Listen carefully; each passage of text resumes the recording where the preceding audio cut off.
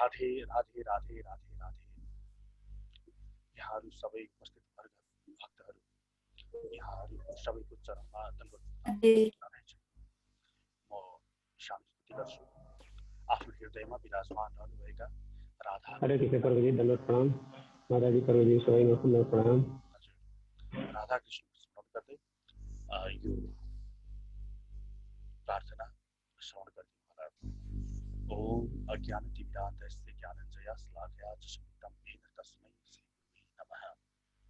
श्री चैतन्य मनोभीष्टं स्थापितं येन प्रणाम गुरुजी। वन्देऽहं श्रीगुरो श्रीयुतपदकमलं श्रीगुरुं वैष्णवांश्च श्रीरूपं साग्रजातं साग्ररघुनाथान्वितं तं सजीवं साद्वैतं सावधूतं परिजनसहितं कृष्णचैतन्यदेवं श्रीराधा कृष्णपादान् सहगलिता शाखान्वितांश्च नमो विष्णुपादाय कृष्णपृष्ठाय भूतले श्रीमते भक्तिवेदान्त स्वामिनिति नामिने नमस्ते सरस्वती देव गौरवाणी प्रचारिणे निर्विशेष शून्यवादी पाश्चात्य दिशतारिणे नमो महदन्याय कृष्ण प्रेमदाय कृष्णाय कृष्ण चैतन्य नामनि उच्च नमः। नमो ब्रह्मण्य देवाय गो ब्राह्मण हिताय च जगत हिताय कृष्णाय गोविंदाय नमो नमः। श्री कृष्ण चैतन्य प्रभु नित्यानंद श्री अद्वैत गदाधर श्री वासादि गौर भक्त वृंद हे कृष्ण करुणा सिंधु दीनबंधु जगतपति गोपेश गोपिका कांत राधा कांत नमोस्तुते तप्त कांचन गौरांगी राधे वृंदावनेश्वरी विश्वभानुसुते देवी प्रणमामि हरिप्रिय पंचतत्वात्मकं कृष्णं भक्तरूपं स्वरूपकं भक्तवतारं भक्ताख्यं नमामि भक्तशक्तिकं जयतां श्रुतपङ्गोर्मन्दमते गतिमत्सृष्टपदाम्बुज राधा मदन मोहन वाञ्छाकल्पनिमिष्टकृपासिन्धुभ्येव च पतितानं पावने वैष्णवेभ्यो नमो नमः। नारायणं नमस्कृत्य नरं चैव नरोत्तमं देवीं सरस्वतीं व्यासं ततो जयमुदीरयत्। ओम रामाय नमः, ओम कृष्णाय नमः, ओम विष्णवे नमः, ओम नारायणाय नमः, ओम दुर्गाय नमः, ओम नमः शिवाय, ओम पार्वती पतये नमः, हर हर महादेव, हर हर महादेव, ओम गणेशाय नमः। समस्त उपस्थित भक्तहरू,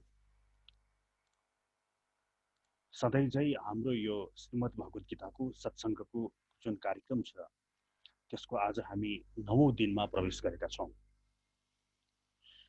तसर्थ यो 9औं दिनको सुरुवात गर्नु अघि म मेरा परम गुरुदेव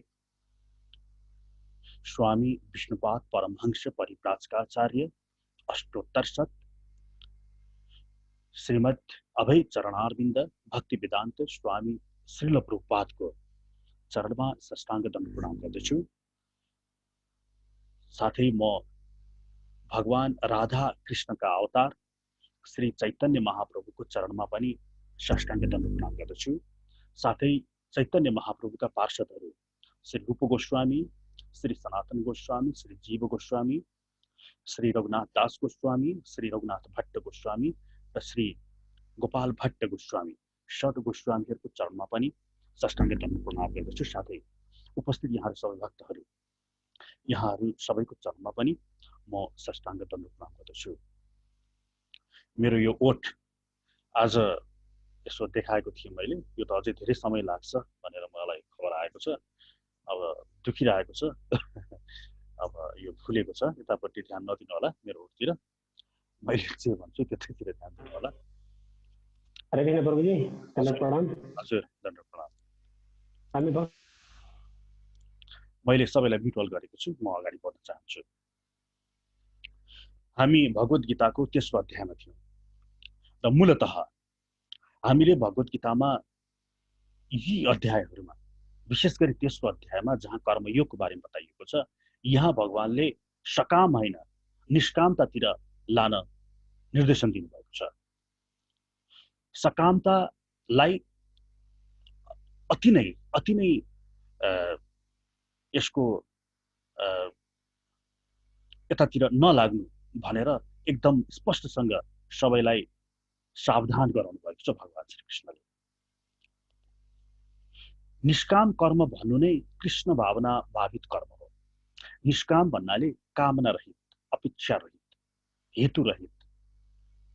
तर अपेक्षालाई बिल्कुल शून्य गर्न सकिँदैन। अपेक्षा भनेको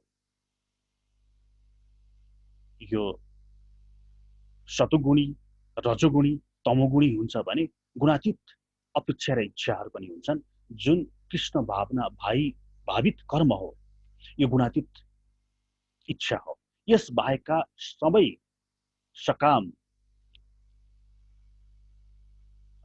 कर्महरू यसलाई निन्दित छन्। तसर्थ साधकले यदि तमोगुणमा छ भने रजोगुणतर्फ उन्मुख हुनु पर्यो, रजोगुण छ भने सतोगुणतर्फ उन्मुख हुनु पर्यो। भने सतोगुणमा पुगिसकेका ब्राह्मणहरू पनि आफूलाई पूर्ण नमानेर सतोगुणको धरातलमा अवस्थित रहेर गुणातीतको अभ्यास गर्नु नै हाम्रो वैदिक सनातन धर्मको र यी अध्यायहरूको निर्क्योल देखिन्छ। एउटा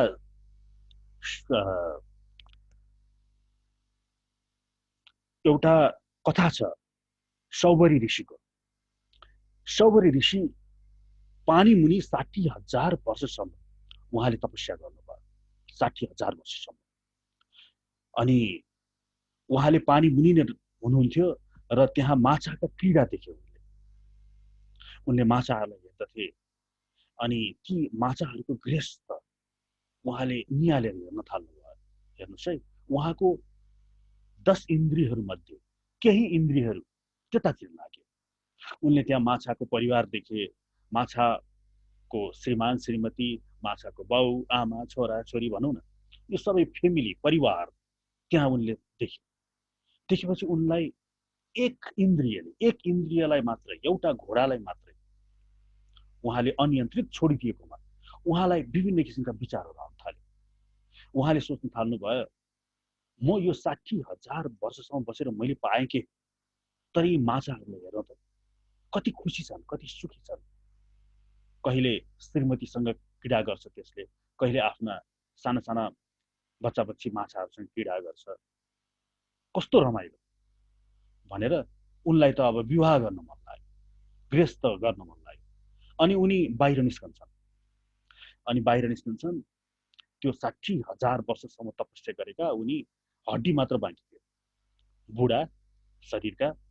त्यतिखेर उनी अब कहाँ जाउँ त भनेर एकजना राजा थिए, मानधाता नाम गरेका। अनि राजाको दरबारमा पुग्छन् अनि राजालाई भन्छन्, राजा अब म विवाह गर्न आएको, सुनेको छु तिम्रा छोरीहरू छन्, मलाई एउटा छोरी थियो। अनि राजाले पनि अब यी ठुला ऋषि कसरी नाइ भनौँ, अनि उनले अब दिउँ भने यस्ता बुढा कसरी दिउँ। अनि उनले के भने ठिकै छ गुरुवर, म मेरा छोरीहरूलाई यहाँ ल्याइदिन्छु, यदि कुनै छोरीले, मेरा 50 छोरी छन्, कुनै छोरीले मन परायो भने विवाह गर्नुहोला। अनि छोरीहरूलाई बोलाउँछन्। अब छोरीहरू त भइहाल्यो, छ्या यस्तो बुढोसँग कसले बिहा गर्ने, कसैले पनि बिहा गर्न माने। त्यसपछि यी ऋषिलाई, शौबरी ऋषिलाई एकदम क्रोध आयो। उहाँले तिमीहरूले मलाई फुचाफुची ठानेको भनेर आफ्नो 60,000 वर्षको तपबल प्रयोग गरेर उनी कामदेव भन्दा पनि सुन्दर आफूमा त्यस्तो किसिमको शक्ति प्रज्वलन गराए, आफूलाई यौवन पुरुषमा परिणत गराए। अनि त्यसपछि त के, कसले बिहा गर्ने, ल हेर मलाई अब भन्दाखेरि 50 छोरीहरूले उसले पनि म बिहा गर्छु भन्ने, उसले पनि म बिहा गर्छु भन्ने, सबै 50 छोरीसँग उसले बिहा गर्छ। र राजा मानधाताले पनि 50 वटा दरबार बनाइदिन्छ। र अनेकौं कालसम्म यी ऋषि, शौबरी ऋषिले 50 पत्नीहरूसँग भोग गर्दछन्। हेर्नुहोस्, कहाँ ऋषि भएको व्यक्ति भरको आफ्नो तपोबल स्त्री भोगमा उसले खर्च गर्दछ। हेर्नुहोस्, हाम्रो शरीरमा मैले भने 5 वटा ज्ञानेन्द्रिय छ, 5 कर्मेन्द्रिय छन्। 5 ज्ञानेन्द्रियमा कान, छाला, आँखा, जिब्रो, नाक, यसमा सबैभन्दा बदमास यो जिब्रो हो। र भने 5 वटा कर्मेन्द्रिय छ, जिब्रो, हात, पाउ, उपस्थ, गुदा। र यसमा सबैभन्दा बलवान भनेको उपस्थ भनेको जनेन्द्रिय, जुन चाहिँ तपाईले बच्चा सन्तान उत्पादन गर्नको लागि प्रयोग गर्नुहुन्छ, त्यो अति नै बलवान छ। र जसले यी दुई माथि नियन्त्रण गर्न सक्यो, जिब्रो माथि र उपस्थमाथि त्यसले इन्द्रियलाई नियन्त्रण गर्यो भनेर बुझेको छ। तर मूलत यही दुईलाई इन्द्रिय गर्नु, यही दुईलाई नियन्त्रण गर्न सक्दैन। हाम्रो समाजमा एउटा प्रचलित बोली छ नि, थुतुनो र मुतुनो। यो थुतुनो र मुतुनो दुईटालाई नियन्त्रण गर्न सकेन भने त्यसले भगवत धाम त के, भगवत पथ त के, त्यसले कुनै पनि पथमा प्रगति गर्न सक्दैन। त्यो चुक छ। त्यो यही भयो श्रृङ्गी ऋषिलाई। श्रृङ्गी माफ गर्नुहोस्, सौभरी ऋषिलाई। अनि सौभरी ऋषिले अनेक काल भोग गरिसकेपछि अनि अन्तमा उनलाई पश्चाताप जाग्दछ। उनले भन्छन्, मैले के गरेको यस्तो, मलाई के चाहिँ बुद्धि बिग्रिएछ, म यसरी एउटा स्त्री शरीरमा। त्यो स्त्री शरीर भनेको के हो र? त्यो एउटा छालाले छोपिएको भित्र मासु, रगत, हड्डीको थैलो त हो। तर माया यति प्रबल छ, म त्यो शरीरमाथि यसरी म आकर्षित भएँ कि मैले त्यत्रो तपोबल मैले यसमा सकाएँ। हुन पनि हो, जति नै सुकै राम्री स्त्री होस्, तपाईले त्यो नाक मात्रै यसो हल्लाइदिनुस् न, नाक मात्रै यसो काट्दिनुस्, असुन। यो हाम्रो खास भन्ने भ्रम हो। यो त्यस्तै गरिकन मैले पुरुषलाई स्त्रीको संज्ञा दिन्छु भने स्त्रीहरूले पनि पुरुषलाई बुझ्नु होला, स्वतः बुझ्नु होला कि यो पुरुष शरीर, स्त्री शरीर, यो हाडछाले बनेको शरीर त यसमाथि यसरी कामासक्त हुन्छन् मान्छेहरू। यसले गर्दाखेरि नै यो मान्छेलाई भगवत मार्गदेखि विमुख गर्दछ। तसर्थ गृहस्थ आश्रम भनेर शास्त्रले बनाइदिएको छ, जसमा यौन उन्मादलाई नियन्त्रण गर्दै गृहस्थमा अगाडि बढ्नु भन्ने निर्देशन छ। ब्रह्मचर्य भनेर भन्छौँ नि, गृहस्थ आश्रममा पनि ब्रह्मचर्य हुन्छ। ब्रह्मचर्य भनेको गृहस्थ आश्रममा यदि पुरुषले आफ्नै श्रीमतीसँग मात्रै सन्तान उत्पादनको इच्छाले मात्रै सहवासमा रहन्छ भने त्यो ब्रह्मचर्य नै हो। तसर्थ यो सानो कथा, सौरभी ऋषिको यो कथा जुन छ, सौभरी ऋषिको, यसबाट हामी के बुझ्न सक्छौँ भने मात्र एक इन्द्रिय मात्रै पनि हामीले चुकायौँ भने हामी भगवत प्राप्तिको यो जुन मूल पथ छ, जसको लागि हाम्रो जन्म भएको छ, हामी त्यसमा जान सक्दैनौँ। हामी हिजो श्रीमद् भगवत गीताको तेस्रो अध्यायको 26औं मन्त्रमा पुगेका थियौँ। आजदेखि 27औं मन्त्रदेखि म सुरुवात गर्दैछु। भगवत गीता तेस्रो अध्यायको 27औं श्लोकमा भगवान श्रीकृष्णले भन्नुहुन्छ, अहङ्कारका प्रभावले अभिभूत भएको जीवात्माले त्रिगुणमयी प्रकृतिद्वारा सम्पन्न गरिएका कर्मलाई पनि आफैले गरेको ठानेर आफूलाई नै कर्ता मान्दछ। यहाँ भगवानले स्पष्ट भन्नुभयो, जो व्यक्ति भगवत भावित कर्म कृष्ण भावनामयी छैन, त्यसले आफूलाई कर्ता मान्दछ, कुनै पनि कार्यमा ममत्व मान्दछ। यहाँ अहङ्कार भनेको कुरा आएको छ। अहङ्कार भनेको घमण्ड होइन है। अहङ्कार भनेको के हो भने पहिचान। शास्त्रमा हाम्रो पृथ्वी, जल, तेज, वायु, आकाश, मन, बुद्धि, अहङ्कारको हाम्रो शरीर भनिन्छ नि। यो जुन अहङ्कार भन्छौँ हामीले, यो भनेको के हो? परिचय। आजकलको भाषामा आफ्नो आइडेन्टिटी। यो अहङ्कार दुई प्रकारको हुन्छ भनेर भनिएको छ। एउटा चित अहङ्कार, एउटा जड अहङ्कार, अथवा एउटा सत अहङ्कार, सत्य, एउटा चाहिँ असत्य अहङ्कार। यो जड अहङ्कार जुन छ, असत्य अहङ्कार जुन छ, त्यो भनेको नाशवान हो। उदाहरणको लागि तपाईको परिचय, मैले अहङ्कार भनेको परिचय। जड अहङ्कारहरू भनेको म प्रधानमन्त्री हुँ अथवा म डाइरेक्टर हुँ। यो जुन अहङ्कार छ नि, परिचय, यो कति समयसम्मको लागि नाश हुन्छ नि। म पुरुष हुँ, म महिला हुँ, यो पनि नाश हुन्छ। मृत्युसँगै तपाई पुरुष र महिला के हो? मृत्यु पश्चात। तसर्थ यो पनि नाशवान। म हिन्दू हुँ, म ब्राह्मण हुँ, म क्षत्रिय हुँ, म वैश्य हुँ, म शूद्र हुँ, यी सबै अहङ्कारहरू नाशवान छन्। यसलाई जड अहङ्कार भनिन्छ। म नेपाली हुँ, म भारतीय हुँ, म अमेरिकन हुँ, यी जड अहङ्कारहरू भए। यो लौकिक धर्मको लागि यी अहंकारहरू ठिक छ, तर भागवत धर्ममा यो भागवत धर्मको ज्ञाता 12 जना छन् है। हाम्रो श्रीमद् भागवतले भनेको छ स्वयंभू, नारद मुनि, शम्भु, कुमार, 4 कुमार, अनि कपिल मुनि, अनि मनु महाराज, प्रहलाद, जनक, विष्णु महाराज र बलि महाराज, सुखदेव गोस्वामी र यमराज। यी 12 जना द्वादशैते बिजानीमो धर्म भागवतम बटा भनेर यमराजले आफ्ना कर्मचारीहरूलाई भन्नुहुन्छ भागवतमा। यी 12 जना भागवत धर्मका ज्ञाता भने यो लौकिक धर्मको त जताततै अन्य पुराण आदि ग्रन्थहरूमा यहाँले पढ्नु भएको छ। तसर्थ यहाँ भगवत गीतामा हामी भागवत धर्म उन्मुख हुन्छौँ। र मैले के भन्दै थिएँ भने यो जुन जड अहंकार छ, यो जड अहंकार नाशवान छ भने अर्को अहंकार हुन्छ चित अहंकार। यो चित अहंकार भनेको जुन कहिले पनि नाश हुँदैन, जुन तपाईँ हो, वास्तविक हो। त्यो के हो त भन्दा भगवान श्री चैतन्य महाप्रभुले भन्नुभयो जीवेरा स्वरूपा होए कृष्णेरा नित्य दास, कृष्णेरा भेदाभेद प्रकाश, कृष्णेरा जीवेरा स्वरूपा होए कृष्णेरा नित्य दास। यो कृष्णको हामी नित्य दास हो, दासता अर्थात् कृष्णको पुत्र स्वरूपमा हामी छौँ। मैले बारम्बार भन्दैछु यहाँ दास भन्ने शब्द हामी बारम्बार प्रयोग गर्छौँ। यो प्रेमलाई 4 भागमा बाँडिएको छ। एउटा दास्य प्रेम, जस्तो पुत्रले पितालाई गर्ने अथवा पुत्रीले आफ्नो माता पितालाई गर्ने अथवा शिष्यले आफ्नो गुरुलाई गर्ने, यो जुन प्रेम छ नि यसलाई दास्य प्रेम भनिन्छ। अर्को हुन्छ सख्य प्रेम, मित्र मित्रको बीचमा। अर्को हुन्छ वात्सल्य प्रेम, यो भनेको पिता माताले पुत्रलाई गर्ने प्रेम भने। अर्को हुन्छ माधुर्य प्रेम, यो श्रीमानले श्रीमतीलाई अथवा प्रेमीले प्रेमिकालाई भनिन्छ।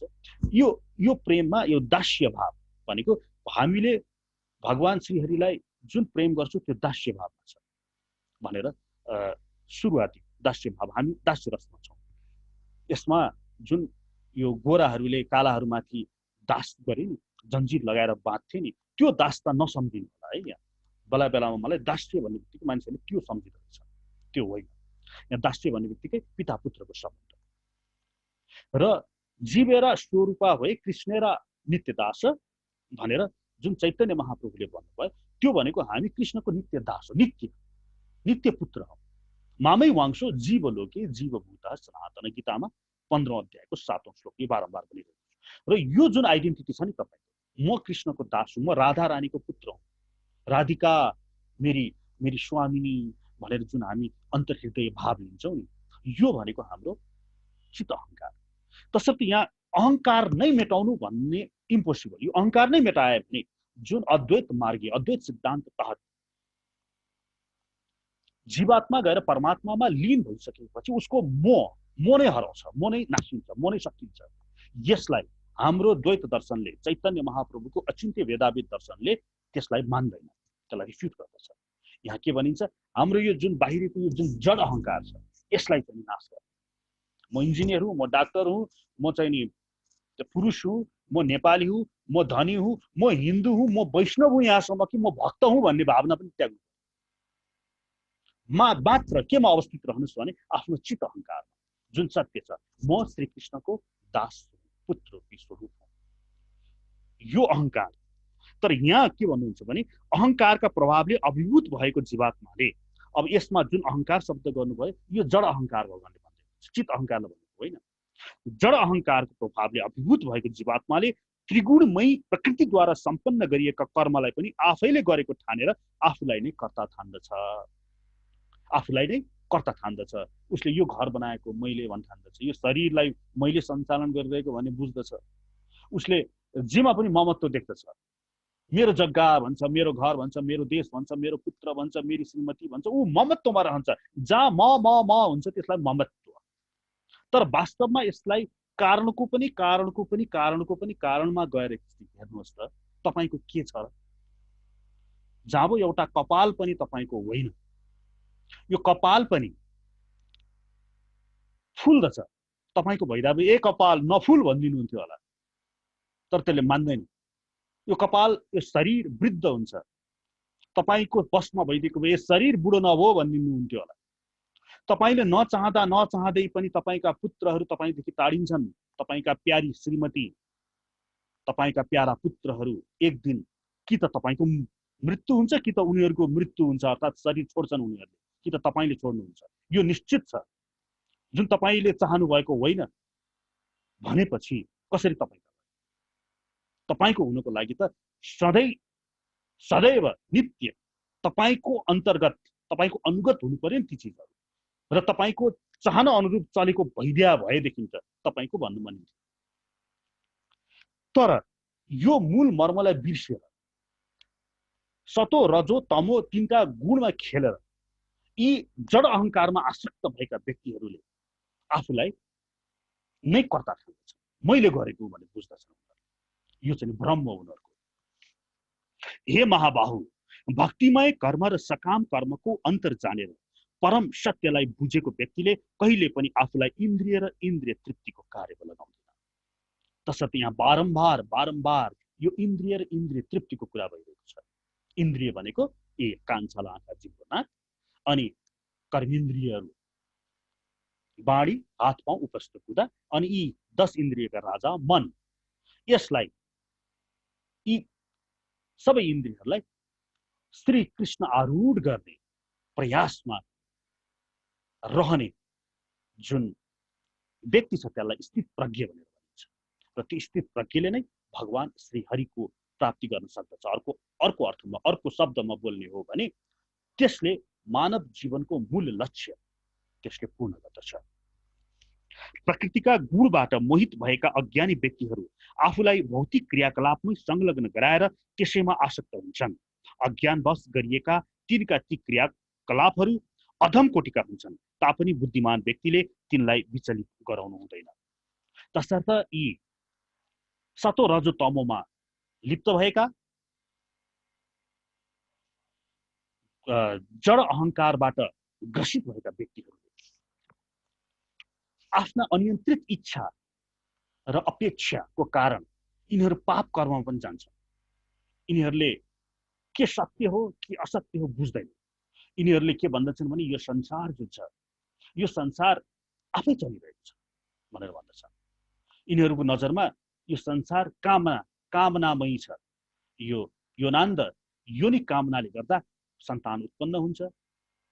तर यिनीहरूले यो बुझ्दैनन् कि जब श्रीमान श्रीमती अथवा कोही पुरुष स्त्री पुरुषको जब संसर्ग हुन्छ, त्यो वीर्य आफै स्खलित भएर कसरी तैरिएर जान्छ, कसरी त्यहाँ गएर दुईटा रासायनिक प्रक्रियाबाट अण्डासँग डिम्ब बन्दछ, अनि आफै त्यो बिस्तारै बिस्तारै त्यहाँ एक कोषबाट 2 कोष, 2बाट 4 हुन्छ, अनि बिस्तारै बिस्तारै त्यहाँ हृदय बन्दछ, अनि आँखा बन्दछ, त्यसमा कान बन्दछ, अनि त्यो बिस्तारै ठुलो हुँदै जान्छ।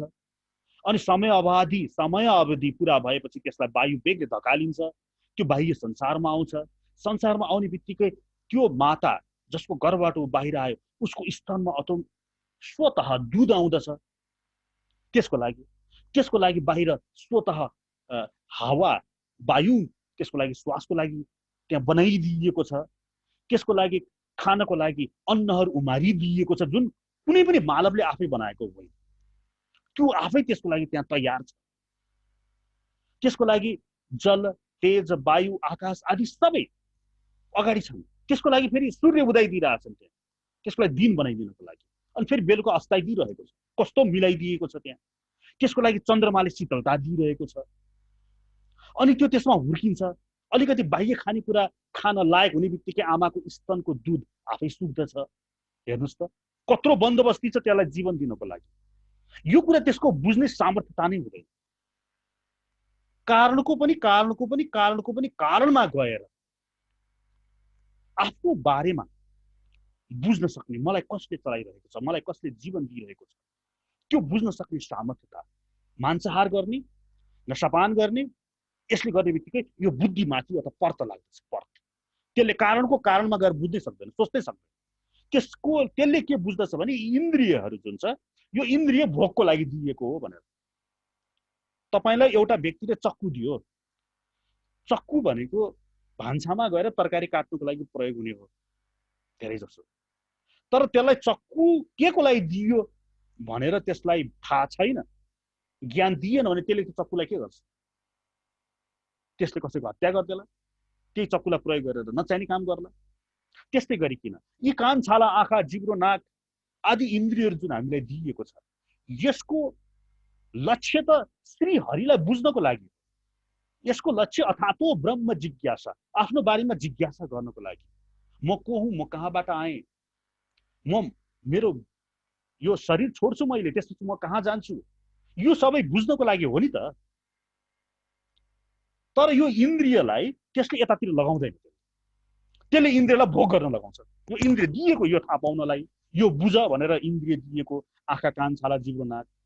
तर यो इन्द्रियलाई त्यसले के गर्छ? आँखालाई लगाउँछ घुम्न जानलाई, कता कता घुमाउन, कता कता पहाडहरू हेर्नको लागि। त्यसले कानलाई लगाउँछ के सङ्गीतहरू, नचाहिने नचाहिने सङ्गीतको श्रवण गर्नको लागि। त्यसले जिब्रोलाई लगाउँछ विभिन्न किसिमका पकवानहरू खान, अझ अन्यको हत्या गरेर आएको मांसाहार गर्नको लागि। अझ नगर है भन्दाखेरि ठाडिन्छ, उल्टो उपदेश दिन्छ, नाना थरीको कुतर्क गर्छ, मासु खानेका तर्क भन्छ नि। यसरी त्यो व्यक्तिको बुद्धि भ्रष्ट हुँदै जान्छ। त्यसपछि भगवानले यहाँनिर गजबको उपदेश दिनुहुन्छ, जुन भगवत गीताको मूल सार हो। यहाँ के भन्नुहुन्छ भने, मै सर्वाणि कर्माणि सन्यस्य आध्यात्मिक चेतसा निराशिः निर्ममः भूत्वा युत्यस्व विगत ज्वरः। अर्थात् अतः हे अर्जुन, तिमी आफ्ना सबै कार्यहरू ममा समर्पण गरेर मेरै पूर्ण ज्ञानले युक्त भएर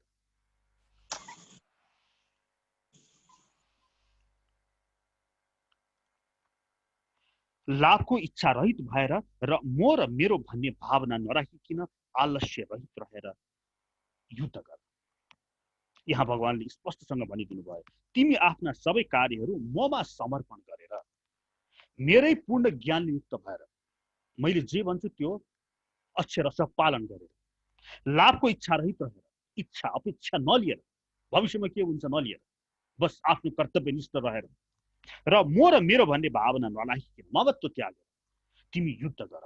यो श्लोक जुन छ नि, यही आशयको श्लोक भगवान श्री कृष्णले हाम्रो भगवत गीताको मात्र होइन, श्रीमद् भागवत महापुराणमा जताततै यही आशयका श्लोकहरू छन्। गीता 8औं अध्यायको 7औं श्लोकमा पनि भन्नुहुन्छ, तस्मात् सर्वेषु कालेषु माम अनुस्मर युद्ध छ। गीता 8औं अध्यायको 7औं श्लोकमा। 12औं अध्यायको 8औं श्लोकमा पनि भन्नुहुन्छ, मयि मन आदत्स्व मयि बुद्धि निवेशिष्यास्य मय्येव अत ऊर्ध्वन् संशयः। मयि मन आदत्स्व, मलाई नै ममै मनलाई लगाऊ, मयि बुद्धि निवेशय, त्यो बुद्धि छ नि तेरो, त्यो ममा लगा, अनि कुनै अन्य कुरा नसोच, संशय नराख भनेर त्यहाँ पनि भन्नुहुन्छ। गीता 8औं अध्यायको 7औं श्लोकमा तस्मात् सर्वेषु कालेषु माम अनुस्मर युद्ध छ। त्यसै कारणले प्रत्येक कालमा मलाई सम्झँदै, मलाई मनमा राखेर युद्ध गर। गीता 9औं अध्यायको 34औं श्लोकमा पनि भन्नुहुन्छ, मनमना भव मद्भक्तो मद्याजी माम नमस्कुरु मामेव यस्यासि युक्त एवं आत्मानं मत्परायणः। गीता 9औं अध्यायको 34औं श्लोकमा, मनमना भव, मलाई मनमा राख, मद्भक्तो, मेरो भक्ति गर, माम नमस्कुरु, मलाई नै नमस्कार गर। यही कुरा गीता 18औं अध्यायको 64 श्लोकमा पनि त्यही भन्नुहुन्छ, मनमना भव मद्भक्तो मद्याजी माम नमस्कुरु। यो चारवटा लाइन त दुई ठाउँमा आएको छ भगवत गीताको। एउटा 9औं अध्यायको 34औं श्लोकमा, एउटा 18औं अध्यायको 64औं श्लोकमा। अनि सर्वधर्मान परित्याज्य माम एकम शरणम व्रज भनेर गीताको 18औं अध्यायको 66औं श्लोकमा छ। सबै छोड्दे, संसारिक धर्महरू, लौकिक धर्महरू, माम एकम शरणम व्रज, माम मेरो एक्लो शरणमा आइज। गीता 18औं अध्यायको। र यो जुन 18औं अध्यायको 66औं श्लोक छ नि, यो भन्नुभन्दा पहिला भगवानले के भन्नुहुन्छ भने, यो समस्त गीताको मूल परम भूयः सुनु, तँलाई सबैभन्दा भित्री कुरा भन्दछु सुन। के परमम भज इष्टोसिमे दृढमती, मेरो भक्त भएको हुनाले मात्रै त्यसैले मन मना भयो, मलाई मेरो मनमा मलाई मनमा राख, मलाई नमस्कार गर, मेरो भक्त गर, भक्ति बन, मेरो भक्त बन। भन्नुको मतलब गीताको मूल सार के हो? गीताको मूल सार आजकल बजारमा अथवा फेसबुकहरूमा अथवा सामाजिक सञ्जालमा यहाँले देख्नुहुन्छ, के तैँले लिएर आएको थिइस्, के लिएर जान्छस्, के यस्तो यस्तो कुराहरू के लेखिएको हुन्छ। त्यो होइन। गीताको मूल सार भनेको शरणागति, भगवान श्री हरिमा राधा कृष्णमा शरणागति, यो गीताको अन्तिम सार हो। र गीता भनेको सर्व उपनिषदो गाओ दुग्धा गोपाल नन्दनः पार्थो वत्स सुधीर भक्ता दुग्धम गीतामृतमृता। गीता ध्यानमा गीताको महात्म्य वर्णन गर्दै लेखिएको छ। यदि सबै उपनिषद भनेको वेदका पनि सार, सबै उपनिषदहरूलाई गाई मान्ने हो भने भगवान श्रीकृष्णले त्यो गाईहरूलाई दुहिरहेका छन्। कसको लागि? अर्जुनको लागि र हामी श्रोताहरूको लागि। भने त्यो दुहिएको दूधको जुन दूध छ नि, त्यसको रस, त्यो चाहिँ भगवत गीताका श्रुतिहरू हुन्। तसर्थ यहाँ भगवान श्रीकृष्णले सर्वधर्मान परित्याज्य मलाई मनमा राख भन्नुको मतलब समस्त वेदहरूले त्यही भनेको, समस्त शास्त्रहरूले चिच्च्या त्यही भनेको। मेरो उपदेश अनुसार आफ्ना कर्तव्यहरूको पालना गर्दै श्रद्धायुक्त तथा ईर्ष्या रहित भएर मैले दिएको शिक्षाको अनुसरण गर्ने व्यक्ति सकाम कर्मका बन्धनबाट मुक्त हुन्छ। तर जसले ईर्ष्यावश यी उपदेशको उपेक्षा गर्दछन् र यिनको पालना गर्दैनन्, ती व्यक्तिहरू सबै प्रकारका ज्ञानले रहित भएका महामूर्ख मानिन्छन् र पूर्णता पाउनका लागि तिनीहरूले गरेका प्रयासहरू पनि नष्ट हुन्छन्। एकचोटि मैले मेरा आफन्तलाई भगवत गीता उपहार दिएको थिएँ, अनि उनले भगवत गीता पढेछन्। पढेर आएर मलाई उनले के भन्यो भने, भगवान कृष्ण त बहुतै मपाई गर्दो रहेछन्, असाध्यै म मात्र भन्दो रहेछन् है भनेर पो मलाई बुझ्यो उनले। त यस्तो बुझ्यो। अब मैले के उत्तर दिनु उनलाई? अनि मैले के भने अब उनी नेपालको गृह सचिव पदमा पुगिसकेका व्यक्ति, उनले सधैँ जिन्दगीभर नमस्कार पाए। त्यसकारणले उनले गीता पढ्दाखेरि सोचे होला मलाई भगवान कृष्णले पनि मलाई नमस्कार गरौँ भन्ने त्यो अहङ्कारको त्यो उच्च अवस्था सोचे होला। तसर्थ यो ठुला ठुला पदमा जानु भनेको, मान बहुत पाउनु भनेको अभिशाप हो। भगवान श्री चैतन्य महाप्रभुले त्यसैले भन्नुहुन्छ, अमानी न मान देन कीर्तनीय सदाहरि। हेर्नुहोस् है, ठ्याक्कै उल्टो छ। यो जुन संसारिकता छ नि, संसारिकतामा के भनिन्छ भने, जहाँ तेरो मान सम्मान हुँदैन त्यहाँ नजानु भनेर चाणक्यले पनि नीति दिएका छन्। जहाँ तेरो मान सम्मान हुँदैन त्यो घरमा नजानु। यो लौकिक व्यवहारको लागि यो ठिक छ। तर विवेकानन्दले के भन्नुभयो तपाईँलाई थाहा छ? स्वामी विवेकानन्दले उहाँले के भन्नुभयो भने, जहाँ मान सम्मान हुँदैन त्यहीँ जानु भनेर भन्नु। चैतन्य महाप्रभुले पनि त्यही भन्नुभयो, अमानी न मान दिएन।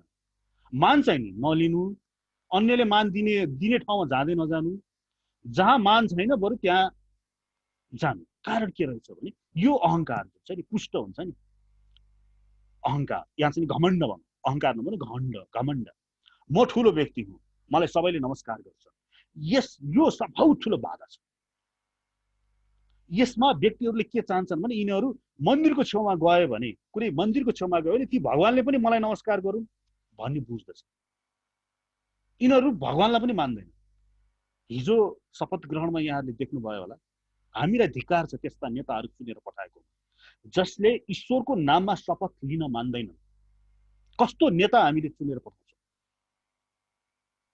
यिनीहरूले फेरि त्यो गरेकोमा आफूलाई बहुत बहुत नायक सम्झिन्छन्, हिरो सम्झिन्छन् त्यो गरेको। र त्यस्तै चेला चपेटाहरूले ताली पनि बजाउँछ। चेला चपेटा त जसको पनि हुन्छ। यहाँ भगवत गीताको यो प्रवचनमा यहाँहरूले श्रवण गर्न आउनुभयो। अहिले यहाँ कसरी डाका डाल्ने, कसरी बलात्कार गर्ने भन्ने प्रवचन दियो भने त्यहाँ पनि आउँछन् मान्छेहरू सुन्नलाई। हुन्छ, मान्छेको चेतना तमोगुणी पनि हुन्छन्, रजोगुणी पनि हुन्छन्, सतोगुणी पनि हुन्छन्। तसर्थ चेला जुन गुणमा पनि पाउन सकिन्छ। झिङ्गाले पनि आफ्नो चेला पाउँछ, सुँगुरले पनि आफ्नो चेला पाउँछ, कुकुरले पनि पाउँछ आफ्नो चेला। तर कुन स्तरको भन्ने कुरा महत्त्वपूर्ण हुन्छ। तसर्थ यहाँ भगवानले के भन्नुभयो भने, श्रद्धायुक्त तथा ईर्ष्या रहित भएर मेरो ईर्ष्या नगर्नु भन्नुहुन्छ कि भगवान। मैले म भन्छु, म सबैभन्दा ठुलो हुँ, मलाई नमस्कार गर भन्नुहुन्छ भगवानले। अब त्यो के को लागि? हाम्रै भलाइको लागि भनेको। एउटा ड्राइभरलाई गएर तकोस् भने म ड्राइभर हुँ, म गाडी चलाउँछु त भन्छ नि। कि ड्राइभरले म ड्राइभर होइन, गाडी चलाउँदैन भन्नु पर्यो? भगवान हुन् त, उनी सबैभन्दा परमदेव हुनुहुन्छ। शास्त्रले कराई जताततै भन्छ भने उनले भन्नुहुन्छ र त्यसलाई शास्त्र स्वीकार हामीले गर्नु पर्यो। ईर्ष्या गर्नु भएन।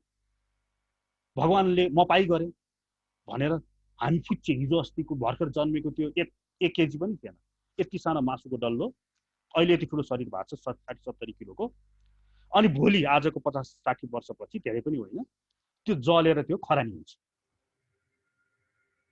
भनेपछि यस्तो जीवले, यस्तो केही न केहीको जीवले भगवानले म पाइ गर्यो भनेर भन्नु भएन। त्यसैले भगवानले यहाँ यो कुराहरूलाई, मैले भनेको कुराहरूलाई श्रद्धायुक्त तथा ईर्ष्या रहित भएर मैले दिएको शिक्षाको अनुसरण गर्ने व्यक्ति सकाम कर्मका बन्धनबाट मुक्त हुन्छ। तर जसले मैले भनेको कुरा मान्दैन, तर जसले ईर्ष्यावश यी उपदेशको उपेक्षा गर्दछन् र यिनको पालना गर्दैनन्, ती व्यक्तिहरू सबै प्रकारका ज्ञानले रहित भएका महामूर्ख मानिन्छन्। सर्वज्ञान विमुढा स्थान विद्धि नष्टन चेतसः, त्यो आफ्नो चेतनाबाट नष्ट हुन्छ भनेर भगवानले त्यस्ता व्यक्तिहरूलाई सावधान गराउनु भएको छ। तसर्थ यहाँहरूको आफ्नो स्वनिर्णय, म श्रीहरूले भनेको कुरा पछ्याउँछु भन्ने कि ओहो भगवानले त म पाइ गरे, यी त धेरै ठुला भएछन् भनेर केही न केहीको नाथे भोलि मरेर जाने शरीर लिएर भगवानसँग नै जोरी खोज्ने हाम्रो निर्णय। ज्ञानी मानिसले पनि आफ्नै स्वभाव अनुसार कार्य गर्दछ।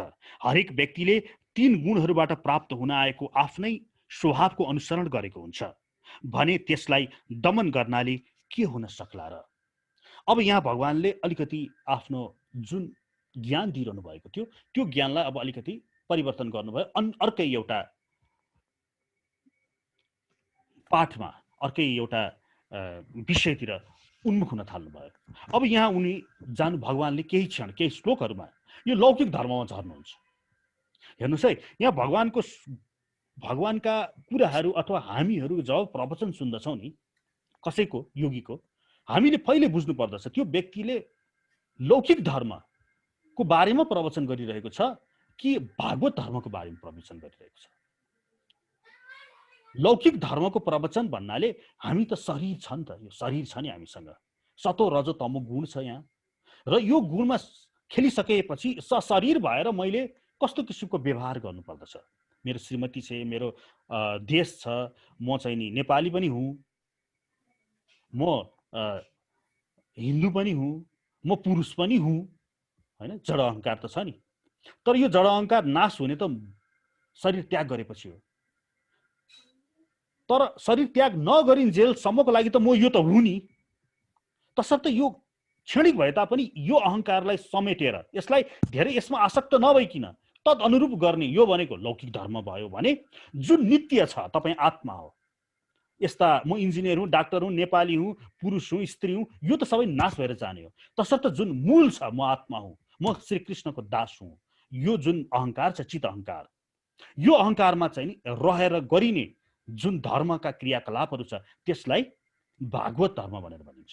अब भगवानले लौकिक धर्मतर्फ लाग्नुभयो र भन्नुहुन्छ ज्ञानी मानिसले पनि आफ्नै स्वभाव अनुसार कार्य गर्दछ। हरेक व्यक्तिले 3 गुणहरूबाट प्राप्त हुन आएको आफ्नै स्वभावको अनुसरण गरेको हुन्छ भने त्यसलाई दमन गर्नाले के हुन सक्दछ? तसर्थ यहाँ भगवानले अब के भन्न थाल्नुभयो भने हामी कुनै गुणमा निश्चित छौँ।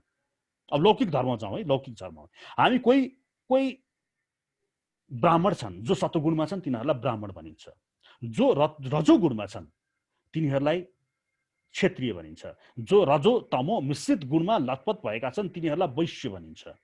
भने जो तमो गुणमा लतपत छन् तिनीहरूलाई शूद्र भनेर भनिन्छ। त्यस्तै गरिकन कोही ब्रह्मचार्य आश्रममा छन्, कोही गृहस्थ आश्रममा छन्, कोही वानप्रस्थमा छन्, कोही सन्यासमा छन्। अब भगवानले यहाँ के भन्नुहुन्छ भने तपाईँ जुन लौकिक मूल स्थिति अनुसार अहिले जुनमा हुनुहुन्छ नि त्यही कर्म गर। तिमी जान्निकार भएर ब्रह्मचर्यमा छौ भनेदेखि त गृहस्थको क्रियाकलाप नगर। तिमी तमोगुणमा छौ भने अहिले तुरुन्तै तिम्रो लक्ष्य हो भोलि तमोबाट बिस्तारै बिस्तारै रजो बन्ने, रजोबाट सतोमा जाने, यी तिम्रा प्रयासहरू हुनुपर्दछ। तमसस्तु रजस्तस्मात् सत्वम यत् ब्रह्म दर्शनम भनेर भागवत पहिलो स्कन्धको दोस्रो अध्यायको 24औं मन्त्रले भन्छ। तमोमा छ भने रजमा जाने प्रयास गर, रजमा छ भने सतोमा, अनि सतोमा पुगिसकेछ भने गुणातीत भएर ब्रह्मको दर्शन गर। तर लौकिक धर्म तहत तपाईँ अहिले तमोगुणमा हुनुहुन्छ भने तमोगुणकै कार्यहरू गर, शूद्रको धरातलमा छ भने शूद्रादि कार्य नै गर। आफ्नो इन्द्रियहरूलाई जबरजस्ती दमन गर्ने प्रयास नगर्नु।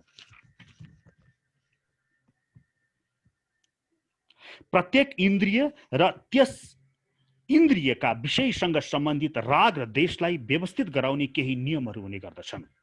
मानिस यस्ता राग र देशबाट वशीभूत हुने हुँदैन, किनभने ती राग देशहरू आत्म साक्षात्कारका मार्गमा अवरोधक बनेर बस्दछन्। अरूलाई तोकिएको कर्म राम्ररी सम्पन्न गर्नुभन्दा त्रुटिपूर्ण तरिकाले भए पनि आफूलाई तोकिएको कर्तव्य स्वधर्म गर्नु नै राम्रो छ। परधर्ममा लाग्नुभन्दा आफ्नै धर्ममा रहेर मर्नु बरु उत्तम हुन्छ, किनभने परधर्ममा लाग्नु डरलाग्दो हुन्छ। स्वधर्मी निधनम श्रेयः परधर्मो भयावहः। यहाँ लोक धर्मको बारेमा यो के भन्नुभयो भने तुरुन्तै यदि तपाईँ ब्राह्मणमा हुनुहुन्छ भने आफ्नो धर्म ब्राह्मणकै धर्ममा लाग्नुहोस्। तपाईँ जान्निकार भएर आजको आजै क्षेत्रीय अथवा वैश्य अथवा शूद्रादि कार्यहरू गर्नुतिर नलाग्नुहोस्। तपाईँ शूद्रादि धरातलमा हुनुहुन्छ भने ब्राह्मणको कार्य गर्नतिर नलाग्नुहोस्। अथवा तपाईँ ब्रह्मचर्यमा हुनुहुन्छ भने गृहस्थ अथवा गृहस्थमा हुनुहुन्छ भने सन्यासका नक्कल गर्नतिर नलागौँ। हामी यहाँ अहिले श्रवण गरिरहेका हामी अहिले गृहस्थ धर्ममा छौँ भने ठुला ठुला बाबाजीहरू जो सन्यासमा छन्, जो बाबा वृन्दावनमा छन्, उनीहरूले गरेका कर्महरू नक्कल नगरौँ। हामी आफ्नै स्वधर्ममा निश्चित रहेर अहिले जुन गुणमा लागेका छौँ त्यही गुण अनुरूप नै कार्य गरौँ, किनभने त्यो अर्को धरातलको बारे हामीलाई ज्ञान हुँदैन, त्यो भयावह हुन्छ। यो धर्म भन्नाले त्यतिखेर हिन्दू, मुस्लिम, जैन, सिख, इसाई आदि थिएनन् त्यतिखेर। तसर्थ भगवानले त्यतिखेर जुन यो निर्देशन दिनुभयो, यो गुण र आश्रम अर्थात् ब्रह्मचर्य आश्रममा त कहाँ छस्, के छस्, कुन गुणमा छस्, कुन आश्रममा छस्, तसर्थ एउटै आश्रममा छस् भने त्यही आश्रममा रहनु भनेर अर्जुनलाई दिइएको ज्ञान हो। किनभने त्यतिखेर अर्जुन युद्धमा थिए, उनी क्षेत्रीय थिए, उनी गृहस्थमा थिए, उनको लक्ष्य र उनको कारण नै त्यहाँ युद्ध गर्नु थियो। अर्जुन के चाहन्थे भने ब्राह्मण जस्तो भएर एउटा कुनामा गएर म जप गरेर बस्छु पर्यो, म युद्ध गर्दिनँ, त्यस्तो मनस्थितिमा थिए। तसर्थ यो तुरुन्तै त्यसो गर्ने होइन, यो बिस्तारै बिस्तारै सनै ब्राह्मणत्वमा जाने प्रयास त गर्नुपर्दछ। जस्तो विश्वामित्र ऋषि, उनी सनै उनी क्षेत्रीय थिए, तर उनी सनै उनी ब्राह्मणको धरातलमा जानुभयो। मनु महाराजले पनि भन्नुहुन्छ नि, शूद्रो ब्रह्मणाताम यति ब्रह्मश्चयति शूद्रतम क्षेत्रीय जातेव तु विद्यस वैशिष्टतथैव छ। 10:54 मनुस्मृति। शूद्र पनि ब्राह्मण बन्न सक्छ अरे, ब्राह्मण पनि शूद्र बन्न सक्छ अरे। तर त्यसको लागि आजको आजै म शूद्रको धरातलमा छु, आजै ब्राह्मण भएर नक्कल गरेर हिँड्ने होइन। त्यसको लागि मेहनत लाग्दछ, समय लाग्दछ, प्रयास लाग्दछ। र यो जुन स्वधर्मे निधनम श्रेयः परधर्म भयावह, त्यसो भए के यो आफ्नो धर्ममा बरु मर्नु श्रेयस्कर हुन्छ, परधर्म भयावह हुन्छ भन्ने अहिले जुन धर्म परिवर्तन गरेर गएका छन् नि, कोही इसाई भन्छन्, कोही इस्लाम जान्छन्, उनीहरूलाई लागू हुँदैन त यो श्लोक भनेर यदि यहाँहरू प्रश्न गर्नुहुन्छ भने उहाँहरूलाई पनि यो श्लोक लागू हुन्छ।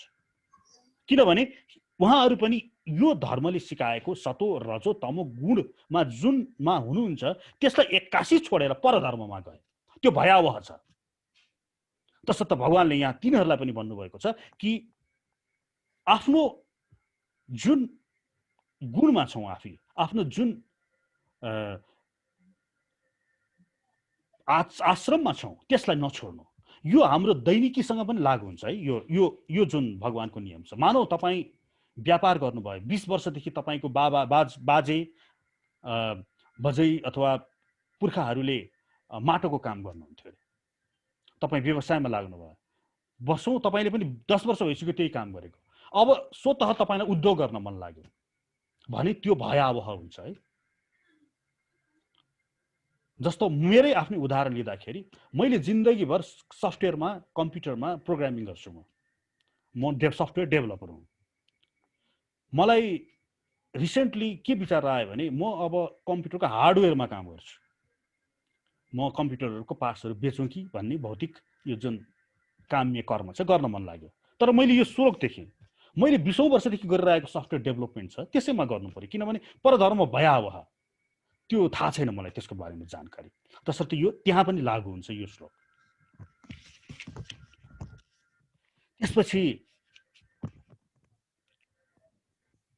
अर्जुनले अब प्रश्न गर्नुहुन्छ, अबको केही श्लोकहरू यो इच्छा, मान्छेमा हुने इच्छा र मान्छेमा हुने अपेक्षा यससँग सम्बन्धित छ। हेर्नुहोस्, त्यो पनि रजोगुणबाट हुने यो इच्छा र अपेक्षा जुन छ नि, यसले यो समस्त नाश गराउने, संसारमा युद्ध दिलाउने, मान्छेलाई पापी बनाउने, मान्छेलाई नरकमा पुर्याउने, मान्छेलाई दुःख दिने, आध्यात्मिक दुःख दिने, यो सबैको जड तपाईमा भएको रजोगुणी इच्छा र अपेक्षा, एक्सपेक्टेशन्स एन्ड डिजायर भन्छ नि, त्यही हो।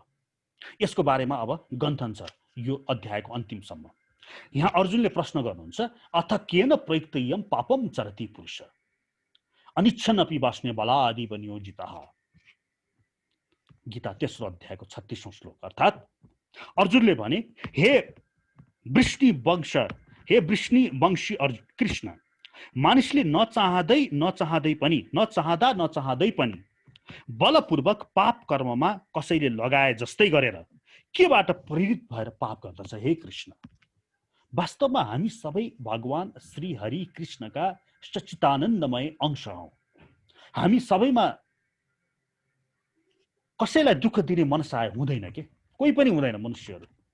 त्यो बलात्कारी पनि त्यसको मनसाय त्यो थिएन, त्यो चोर गर्ने चोरको पनि त्यस्तो मनसाय हुँदैन, कसैको पनि हुँदैन, किनभने हामी त्यस परम तत्त्व सच्चिदानन्दमय तत्त्वको अंश भएको हुनाले हामीमा पनि सच्चित आनन्द, यी तीनै गुण हामीमा पनि छ। तैपनि व्यक्तिहरूले पाप कर्ममा लिप्त हुन्छ।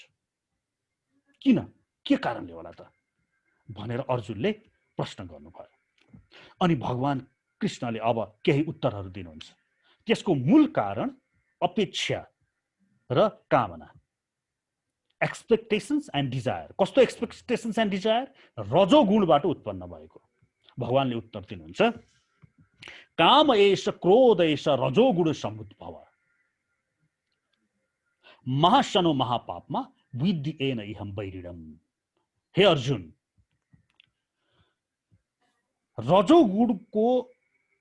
रजोगुणसँगको सम्बन्धले उत्पन्न भएको जुन तृष्णा छ नि, जुन कामना छ नि, जुन इच्छा छ नि, हो यो नै मनुष्यलाई नरकमा धकल्ने, मनुष्यलाई अपराधी बनाउने, मनुष्यलाई दुःख दिने महाकारण यही हो। र यसलाई वैरी मान्नु, यसलाई दुश्मन मान्नु भनेर भन्नुभयो। भगवानले यहाँ भन्नुभयो इच्छा र आकांक्षा रजोगुणबाट उत्पन्न भएको, यसमा विशेष ध्यान दिनु हुन आग्रह गर्दछु। रजोगुणबाट उत्पन्न भएको इच्छाहरू सतोगुणी इच्छा हुन्छन्, रजोगुणी इच्छा हुन्छन्, तमोगुणी इच्छा हुन्छन्। सतोगुणी इच्छा भनेको म हस्पिटल बनाइदिउँ, म पार्टी पौवा बनाइदिन्छु मान्छेहरूको लागि, यी कर्महरू जुन छन् नि, यी इच्छाहरू, यो म पुस्तकालय खोलिदिन्छु कि सबैजना पढौँ, यी सतोगुणी इच्छाहरू हुन्। भने रजोगुण भनेको यसमा तृष्णा हुन्छ, यसमा सृजना हुन्छ, यसमा अत्याधिक इच्छा हुन्छ। म यो घर बनाउँछु, म चाहिँ नि कार किन्छु, म चाहिँ नि त्यसको 5 तल्ले छ, म त्यसको भन्दा ठुलो 10 तल्ले घर बनाउँछु, म अमेरिकातिर घुम्न जान्छु, यो इन्द्रिय तृप्तिको लागि। म ठुला रेस्टुरेन्टहरूमा म खान जान्छु। बुझिस्, मलाई त शान्तिनो होटेलमा बसेर हुँदैन, मलाई त दिनको 5000 जाने होटेल चाहिन्छ भन्ने, मलाई त आइफोन नभए हुँदैन भन्ने, यी सबै के हुन्? रजोगुणी इच्छा। जहाँ तृष्णा हुन्छ त्यो सबै रजोगुणी इच्छा। सत्वात् सञ्जायते ज्ञानम रजसो लोभ एव च। यो सतोगुणको इच्छामा के हुन्छ? त्याग हुन्छ। जहाँ त्याग हुन्छ त्यहाँ सतोगुण हुन्छ। त्यो ज्ञानबाट प्राप्त हुन्छ। भने रजोगुण भने बित्तिकै जहाँ सृजना हुन्छ, घर बनाउने इच्छा लाग्यो, जग्गा किन्ने इच्छा लाग्यो, यो सबै रजोगुण हो। जुन प्रगति भन्छौँ नि हामीले, भौतिक प्रगति, यो जम्मै रजोगुणबाट हुने हो। र यसको अति इच्छा, यो सबै रजोगुणको तृष्णा। यसमा लोभ हुन्छ। यसमा रजोगुणमा यो एक्सपेक्टेसन हुन्छ, डिजायर हुन्छ, अपेक्षा हुन्छ, अन्यले मलाई यसो गरिदियोस् भन्ने इच्छा हुन्छ। म बाटोमा हिँड्दै थिएँ, फलाना व्यक्तिले मलाई हिजो देखेर पनि नदेखे जस्तै गर्यो। त्यो व्यक्तिले देखेर पनि नदेखे जस्तै गर्यो भन्नुको मतलब त्यसबाट उसलाई अपेक्षा थियो के यसले यस्तो गर्दै भए हुन्थ्यो। त्यो अपेक्षा पूर्ण नभई के क्रोध आउँछ। बिहान उठ्ने बित्तिकै मेरी बुढीले मलाई चिया ल्याइदिनु पर्ने भन्ने अपेक्षा, यो पनि रजोगुणको हुन्छ। यी सबै दुःखका धोतकुन भने तमोगुणको इच्छा पनि हुन्छ। कसैलाई द्वेष गर्ने, कसैलाई रिस गर्ने, कसैमाथि राग गर्ने, यी सबै तमोगुणको अपेक्षा हुन्। भने एउटा गुणातीतको पनि अपेक्षा हुन्छ। गुणातीत भनेको म भगवान श्रीहरिको अंश भएको हुनाले म श्रीहरिलाई प्राप्त गर्ने मेरो चाहना छ, मेरो इच्छा छ। हो, यो चाहिँ नि गुणातीतको अवस्थाको। तसर्थ यहाँ भगवानले के भन्नुहुन्छ भने रजोगुणवाला चाहिँ नि है, सतोगुणलाई पनि उहाँले भन्नु भएन। यो रजोगुण वा रजोगुण भन्दा तलका यी इच्छा र आकांक्षा, कामना, यिनीहरू चाहिँ नि मनुष्यलाई पाप कर्ममा लिप्त गराउने सबैभन्दा ठुला कारण हुन्। हेर्नुस् त, आफै हेर्नुस् त, घुस किन खान्छ मान्छेले, भ्रष्टाचार किन गर्छ? यही आफ्नै रजोगुणी इच्छाहरू पूर्ति गर्नको लागि त हो नि। मान्छेले चोरी किन गर्छ? यही रजोगुणी इच्छाको पूर्ति गर्नको लागि। बलात्कार किन गर्दछ? बलात्कारीलाई बलात्कार गर्दा त आनन्दै आउँछ नि त्यसलाई त, तर उसलाई आफ्नो इच्छा इन्द्रिय तृप्ति गर्ने त्यो इच्छालाई दबाउन सकेन त्यसले, तसर्थ त्यसले बलात्कार गर्छ। जति पनि पाप कर्महरू हेर्नुहोस् त, र तपाईँले आध्यात्मिक दुःखहरू हेर्नुहोस् त, रात दिन गधा जस्तो गरेर तपाईँ काम गर्नुहुन्छ, रात दिन बिहानदेखि लिएर बेलुकासम्म अफिस जानुहुन्छ, अनि आफ्नो ब्याङ्क ब्यालेन्स भर्नुहुन्छ, करोड भए पनि पुग्दैन तपाईँलाई। जस आनन्द छ त्यहाँ छ। लासामा सुन्छ, कान मेरो बुच्चै भन्छ नि। मेरो ब्याङ्कमा अरबपति करोड छ, तर खाने त त्यही रोटी त हो, खाने त्यही भात दाल तरकारी नै हो, लाउने त्यही लुगा हो। यसरी त्यो एउटा द्वन्द्वमा हामी आफूलाई होमिन्छौँ के, आफूलाई त्यो द्वन्द्वमा आफूलाई कुदाउँछौँ। यो रजोगुणी इच्छा, यसले गर्दाखेरि व्यक्ति नरकमा पुग्दछ। त्यसले जे पनि गर्न सक्दछ, चोरी गर्न सक्दछ, हत्या गर्न सक्दछ, त्यसले व्यभिचार गर्न सक्दछ, त्यसले भ्रष्टाचार गर्न सक्दछ। यो सबै रजोगुणी इच्छाहरूको कारण हो। अब यो इच्छा कस्तो हुन्छ त भन्दाखेरि यसले मान्छेको ज्ञान नै छोपिदिन्छ। हेर्नुहोस्, मान्छेमा ज्ञान हुन्छ, गर्नु हुँदैन भन्ने थाहा हुन्छ मान्छेलाई, सबै थाहा हुन्छ। मैले चोरी गर्नुहुन्न भन्ने थाहा हुन्छ, त्यो ज्ञान हो। म सबैलाई प्रेम गर्नु पर्दछ भन्ने त्यसलाई थाहा हुन्छ, यो ज्ञान हो।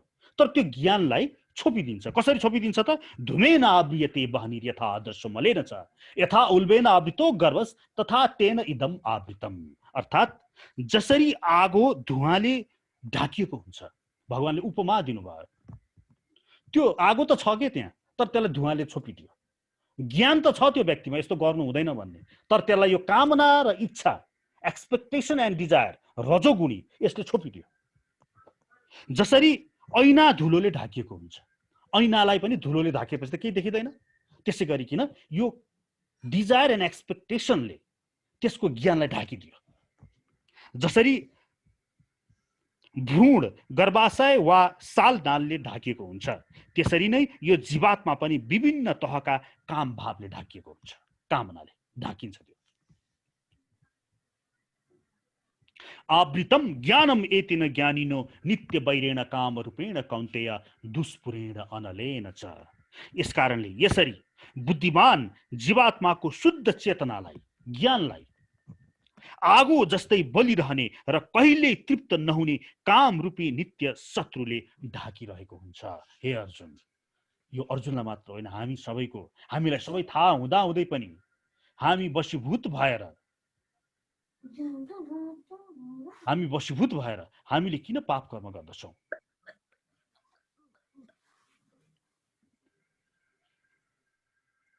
भन्दाखेरि यो हाम्रो रजोगुणी इच्छा र आकांक्षा, expectations and desire.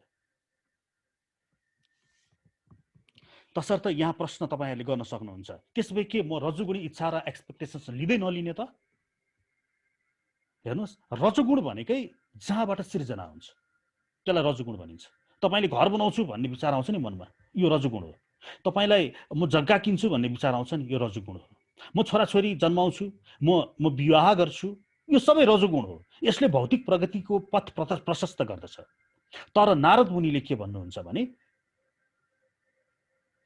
Shrimad Bhagwat महापुराणको 7औं स्कन्धको 14औं अध्यायको 8औं मन्त्रमा यो रजोगुणी इच्छा बारे नारद मुनिले भन्नुहुन्छ, यावत व्रियत जठरम तावत स्वत्वम हि देहिनाम अधिकम याभिमन्यत स स्तेनो दण्डम अर्हति।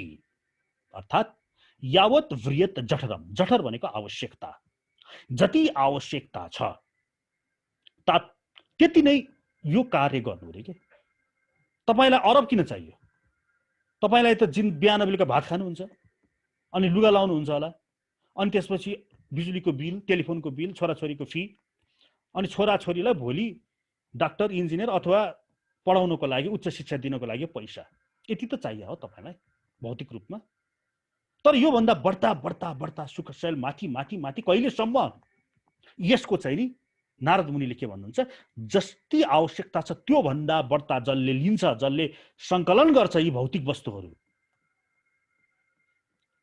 स स्तेनो, स्तेनो भनिदिनु भयो त्यसलाई। स्तेनो, स्तेनह भनेको संस्कृतमा चोर। स स्तेनो दण्डम अर्हति, त्यस्ता चोरहरूलाई दण्ड दिइन्छ यमराजद्वारा। अहिले भनिन्छ यो संसारमा, पृथ्वीलोकमा जम्मा 100 जना परिवारहरूको हातमा 90% सम्पत्ति छ अरे, भौतिक सम्पत्ति भने बाँकी रहेको सम्पत्ति, संसार 90% सम्पत्ति चाहिँ नि बाँकी रहेको 1% सम्पत्ति, फेरि भन्छु, पुनः भन्छु, 100 जना परिवारको हातमा 90% सम्पत्ति छ अरे भने बाँकी 10% सम्पत्ति मात्रै अन्य समस्त मान्छेहरूको हातमा छ अरे। भन्दाखेरि मान्छेले कुम्ल्याउँछन् के, कुम्ल्याएर ब्याङ्कमा राखी राखी राखी राखी राखी यसरी बढाउँदै लाने, यो कुम्ल्याउने काम, यिनीहरू सबै चोर हुन् भनेर भगवत गीताले भन्छ। अब यो कामना, यो इच्छा, यो रजोगुणी इच्छाहरू कहाँ बस्छन् त भन्दाखेरि यहाँ भगवान श्रीकृष्णले भन्नुहुन्छ, इन्द्रियाणि मनोबुद्धिर अस्य अधिष्ठानम उच्चयते। भन्दाखेरि इन्द्रिय, मन र बुद्धिमा यो बस्छ अरे, यसको स्थान।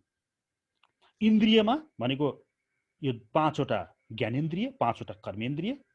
5वटा ज्ञानेन्द्रिय भनेपछि कान, छाला, आँखा, जिब्रो, नाक। 5वटा कर्मेन्द्रिय भनेपछि बाणी, हात, पाउ, उपस्थ गुदा र मन र बुद्धि। हेर्नुहोस् है, यसमा यो इच्छा यो रहन्छ अरे, यो बस्छ अरे।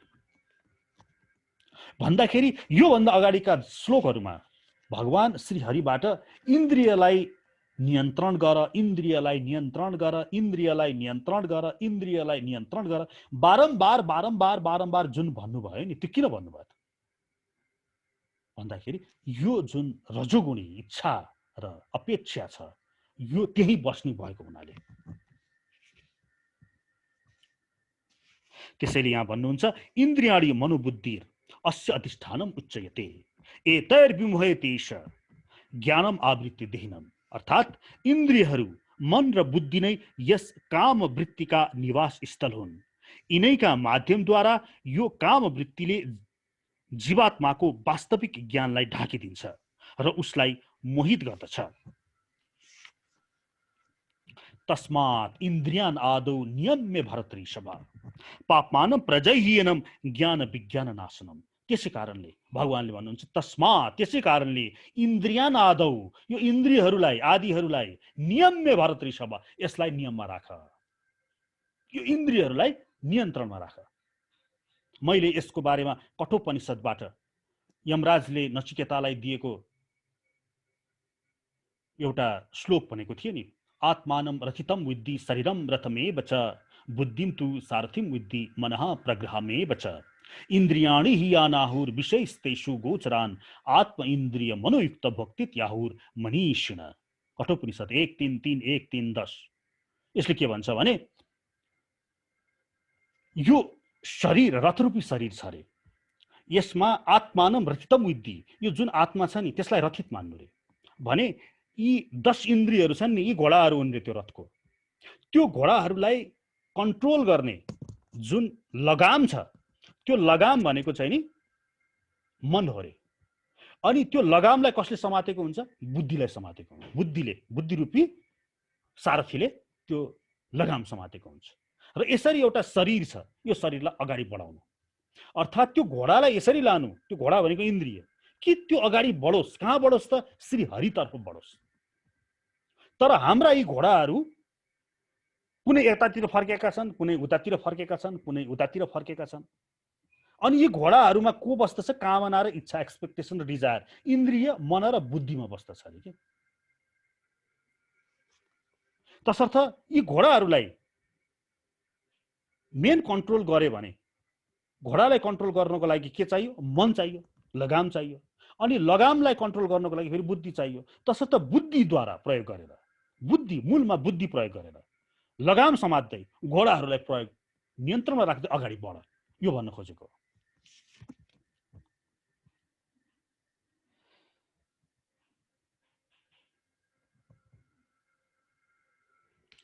त्यसपछि अगाडि भन्नुहुन्छ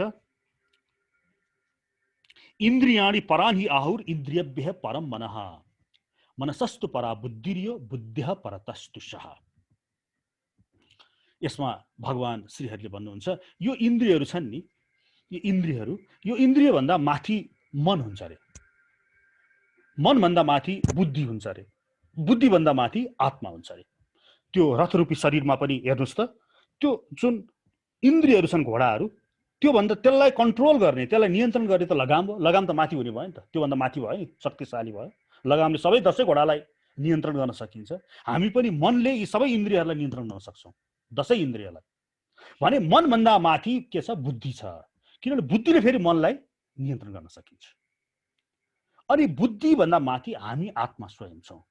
यही श्लोक इन्द्रियाणि परानि आहुर इन्द्रियभ्यः परम मनः मनसस्तु परा बुद्धिर्यो बुद्धिः परतस्तुषः। यही गीत कठोपनिषदमा पनि यमराजले नचिकेतालाई भन्नुभएको छ। 1:3-10, 1:3-11। इन्द्रियभ्यः परा हि आर्थ्या इन्द्रियभ्यः परा हि आर्थ्या आर्थ्यभ्यश्च परम मनः मनसस्तु परा बुद्धिर आत्मा मान परा महता परम व्यक्तम व्यक्तात् पुरुषः पर पुरुषान्न परा किंचित सा सकाष्ठा पराम गतिम। यही कुरा हो। हेर्नुहोस् है कसरी यो यसलाई अर्को तर्फबाट हाम्रो यो सधैँको जिन्दगीको एउटा अनुभवबाट पनि यसलाई बुझ्न सकिन्छ। जस्तो भनौँ न, थाहा पाएँ भन्नुहुन्छ नि तपाईँले, यो कसरी थाहा पाउँछ? मानिसले जब ज्ञान लिन्छ नि, कुनै पनि कुराको ज्ञान लिन्छ, सबैभन्दा पहिला त्यसले इन्द्रियले थाहा पाउँछ। जस्तो Newton's third law of motion तपाईँलाई पढाइयो स्कुलमा, पाठशालामा। त्यो सबैभन्दा पहिला तपाईँले ग्रहण कहाँबाट गर्नुहुन्छ?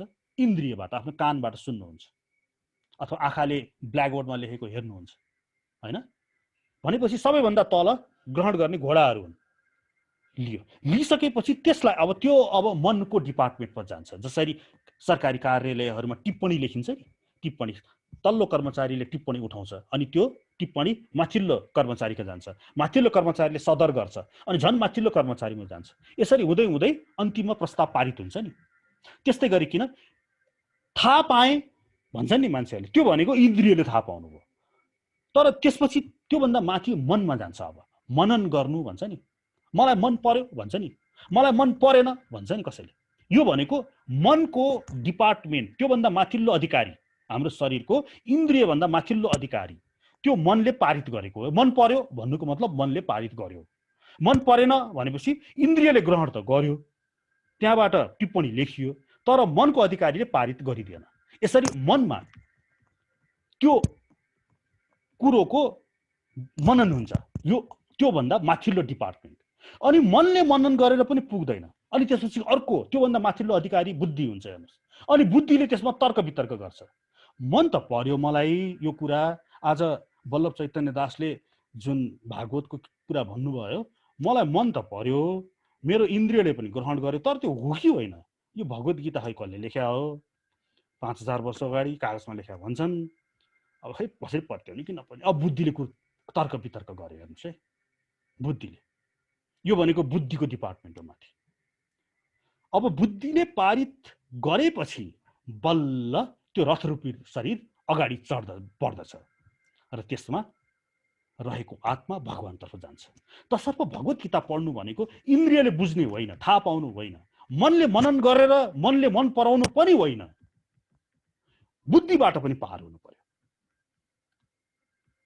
यो कुन कति माथि छ भन्ने सन्दर्भमा मैले यहाँहरूलाई जानकारी गराएँ। तर यहाँ विषय अर्कै छ। यहाँ इच्छा र अपेक्षाको कुरा छ र भगवानले के भन्नुहुन्छ भने यसरी इच्छा र अपेक्षा कहाँ बस्दछ त?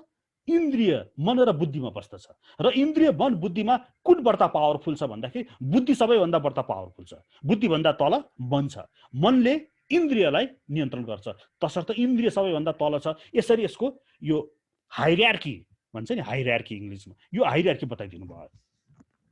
त्यसपछि भगवानले भन्नुहुन्छ एवं बुद्धिः परम बुद्ध्वा संस्तभ्य आत्मनम आत्मना जहि शत्रु महाबाहो काम रूपम दुरासदम। यो काम रूपी यो बदमासलाई, यो बैरीलाई, यो शत्रुलाई, त्यसैले सबैभन्दा माथि रहेको यो बुद्धि छ नि, बुद्धिको प्रयोग गरेर, त्यो बुद्धि रूपी सारथीलाई प्रयोग गरेर त्यसबाट मनरूपी लगामलाई च्याप्पै समातेर इन्द्रिय रूपी घोडाहरूलाई नियन्त्रणमा लिँदै यस इच्छा र अपेक्षा रजोगुणबाट उत्पन्न भएका यसको नाश गरिदेऊ भनेर यो तेस्रो अध्यायको अन्तिम श्लोकमा भन्नुहुन्छ।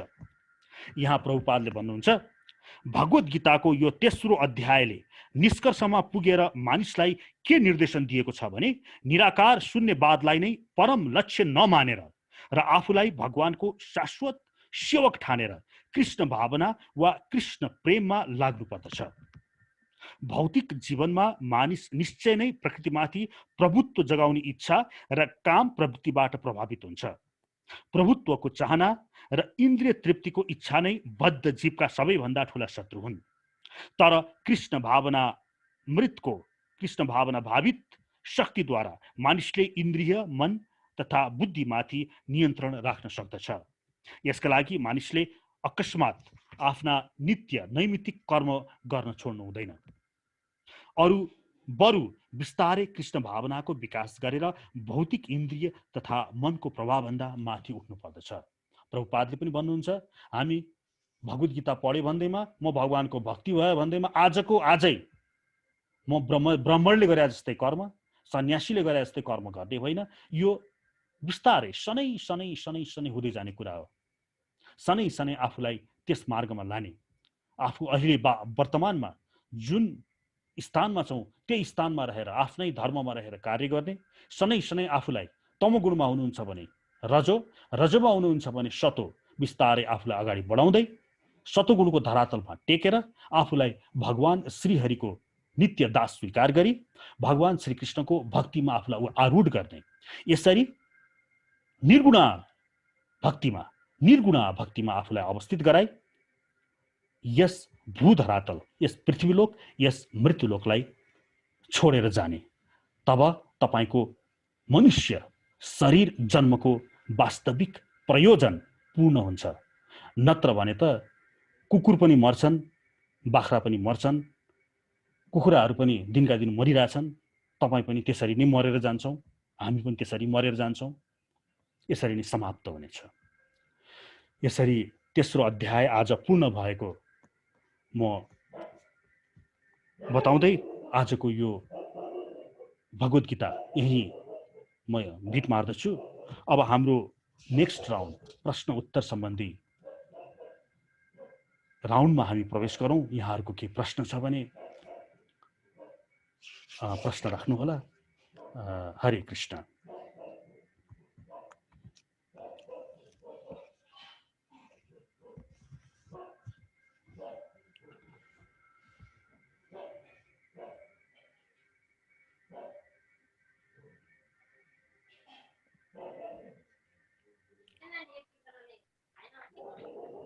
हरे कृष्ण प्रभु जी। हजुर हरे कृष्ण। हरे कृष्ण, दण्डवत प्रणाम। हजुर दण्डवत प्रणाम। हजुरले जुन त्यो तमोबाट रजो सतो हुँदै गुणातीत हुने कुरा जुन गर्नुभयो यसमा चाहिँ हजुरले जस्तो अब हामीले भक्तिको लेभल त्यसरी विकास गर्न त गर्छौँ सनै सनै, तर मान्छेको जीवनको भरोसा छैन त बिचमा मरिहाल्यो भने हाम्रो के हालत होला त? हरे कृष्ण। हजुर हरे कृष्ण, राम्रो प्रश्न गर्नुभयो। हजुर म एकचोटि म्युट गर्छु। हेर्नुहोस्, भगवानले यो जुन हामीलाई यो भगवत गीताको तेस्रो अध्यायको अन्तिम श्लोकमा यहाँ भगवानले के भन्नुभयो भने आफ्नो जुन गुणमा छौँ त्यही गुणमा अवस्थित रहेर कार्य गर्नु भनेर यो जुन निर्देशन दिइयो, यो निर्देशन चाहिँ सांसारिकतामा जो लागेका छन्, जो लोक धर्ममा लागेका छन्, त्यो व्यक्तिहरूलाई उन्मुख गर्दै भन्नुभएको। जहाँसम्म कृष्ण भावना भावितको कुरा छ, यो त चाहे तमोगुणमा हुनुहुन्छ, चाहे रजोगुणमा हुनुहुन्छ, चाहे सतोगुणमा हुनुहुन्छ, चाहे बालक हुनुहुन्छ, चाहे वृद्ध हुनुहुन्छ, चाहे बच्चा हुनुहुन्छ, यो तुरुन्तै गरिहाल्नु पर्दछ। यसैले नै तपाईँलाई रजोगुणबाट भए तमोमा छ भने रजोमा छ भने सतोमा उक्लिन सघाउँछ। मैले भने नि, तपाईँलाई तमसस्तु रजस्तस्मात् सत्वम यत् ब्रह्म दर्शनम, उक्लिने त कुरा भयो नि। यहाँ तमोमा छ भने रजोमा जाऊ, रजोमा छ भने उक्लिने कसरी त? भर्याङमा पो तपाईँ खुट्टा यसो उचाल्नुहुन्छ, अर्को खुट्टा यसो उचाल्नुहुन्छ, उक्लिनुहुन्छ भने यो त आध्यात्मिकता हो। यहाँ त यसरी भौतिक कार्यले उक्लिन सक्नुहुन्न। कि तपाईँले हठयोगी बन्नु पर्यो? जसरी आजदेखि म दयावान बन्छु, आजदेखि म क्रोध गर्दिनँ, आजदेखि म सबैलाई प्रेम गर्छु, यसरी भन्दैमा प्रेम हुन्छ र? प्रश्न यहाँ। भगवानले त्यसलाई चाहिँ नि नकारा गर्नुभएको। यसमा यो म आजदेखि दयावान बन्छु भनेर कोही पनि दयावान हुन सक्दैन। दयावान भन्ने कुरा त भित्रबाट जागृत भएर आउने कुरा हो। र त्यो जागृत हुनाउनको लागि हामीले हरे कृष्ण महामन्त्र जप गर्न हामीलाई चैतन्य महाप्रभुले भन्नुभयो। तसर्थ यो त बच्चैदेखि सुरु गर्ने हो, जन्मिने बित्तिकै। यो त सकेसम्म चाँडै कुन गुणमा होस्, यसैले नै तपाईँले उक्लन सिकाउने हो। तमोमा हुनुहुन्छ रजोमा हुनुहुन्छ सतो, यो आफै शनै यो शनै भनियो नि, त्यो शनै गराउने नै यही हरिकृष्ण महामन्त्रले हो। भगवानको प्रेमारसले हो, भगवानको प्रेमले हो। श्री हरितिर सबै आफ्नो समस्त विचारहरूलाई मुखाकृत गराएर नै व्यक्ति गुणातीतको अवस्थामा सम्म पुग्न सक्न सफल हुन्छ। हरे कृष्ण। हजुर माइक अफ छ, यहाँको माइक अन गरेर बोल्नु होला। हजुर अलिकति बिचमा कुरा काटे। हजुर त हामी तमोगुणमा छौँ र भक्ति भजनमा पनि छौँ भने र बिचमा हाम्रो मृत्यु भयो कारणवश भने हाम्रो कुन गति प्राप्त होला? भगवत प्राप्ति होला कि नहोला? हजुर हरे कृष्ण। म एकैछिन, मेरो बत्ती गएको छ यहाँ, तर पनि इन्भर्टरले गर्दाखेरि चलिरहेछ। मेरो ल्यापटपमा चाहिँ नि पावर एकदम लो भयो। म एकचोटि ल्यापटपको पावर अन गरौँ है। यहाँहरू यसो मलाई जप्तै गरौँ, मलाई 4-5 मिनट लाग्छ है। यहाँ मेरो अहिले नत्र पनि यो डाउन भइहाल्छ, बन्द भइहाल्छ। हस् एकैछिन, 2 मिनट लाग्ला, धेरै लाग्छ, 2 मिनट। म यसो बाहिर जाँ।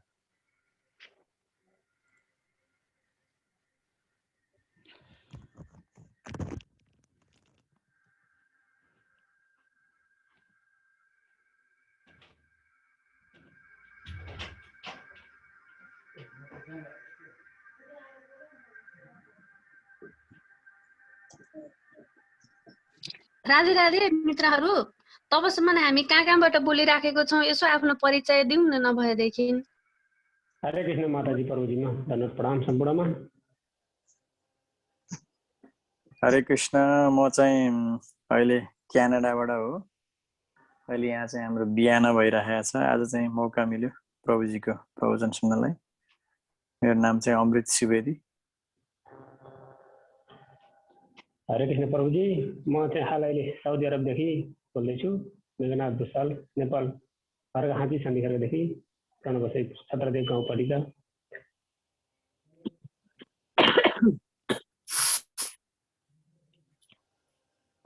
लामो समयदेखि यसमा आबद्ध भइराखेको छु। प्रभुजी माताजीहरू हजुरहरूको पनि भिडियो अन गरेर को हुनुहुन्छ कता हुनुहुन्छ कहाँदेखि हुनुहुन्छ सबैको जानकारी पाउन पाए धेरै खुसी हुने थियो। आभार व्यक्त होला प्रभुजी। हरे कृष्ण। हरे कृष्ण। हरे कृष्ण प्रभुजी। म चाहिँ धरानबाट हो, नेपाल, धरान नेपालबाट। म इस्कन धरानको आबद्ध एउटा भक्त पनि हुँ र हरे कृष्ण। साधना पनि। हजुर हजुर हजुर यहाँको प्रश्न उत्तर दिउँ। हजुर म म्युट गर्दैछु।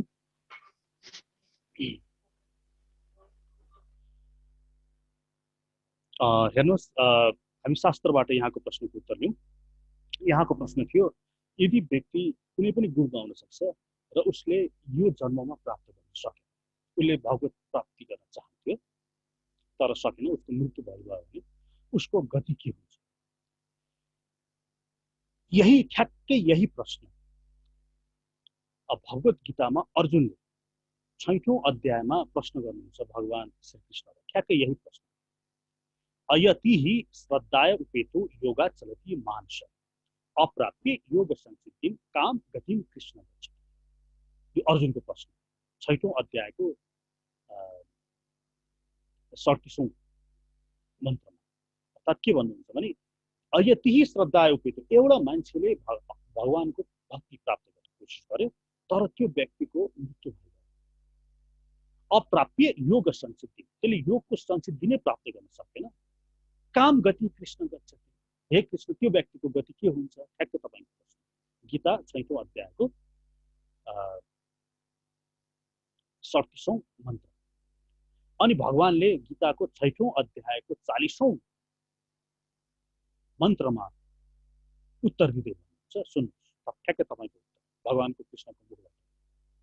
पार्थ न एव इह अमूत्र विनाशस तस्य न हि कल्याणकृत कश्चित दुर्गतिम प्राप्त गच्छति। हे पार्थ, मेरो भक्तको कहिले पनि नाश हुँदैन। न एव इह न अमूत्र, यो लोकमा न अमूत्र न अन्य लोकमा विनाशस तस्य विद्यते, त्यसको विनाश हुँदैन, त्यसको दुर्गति पनि हुँदैन, त्यो खस्दैन, कहिले पनि खस्दैन।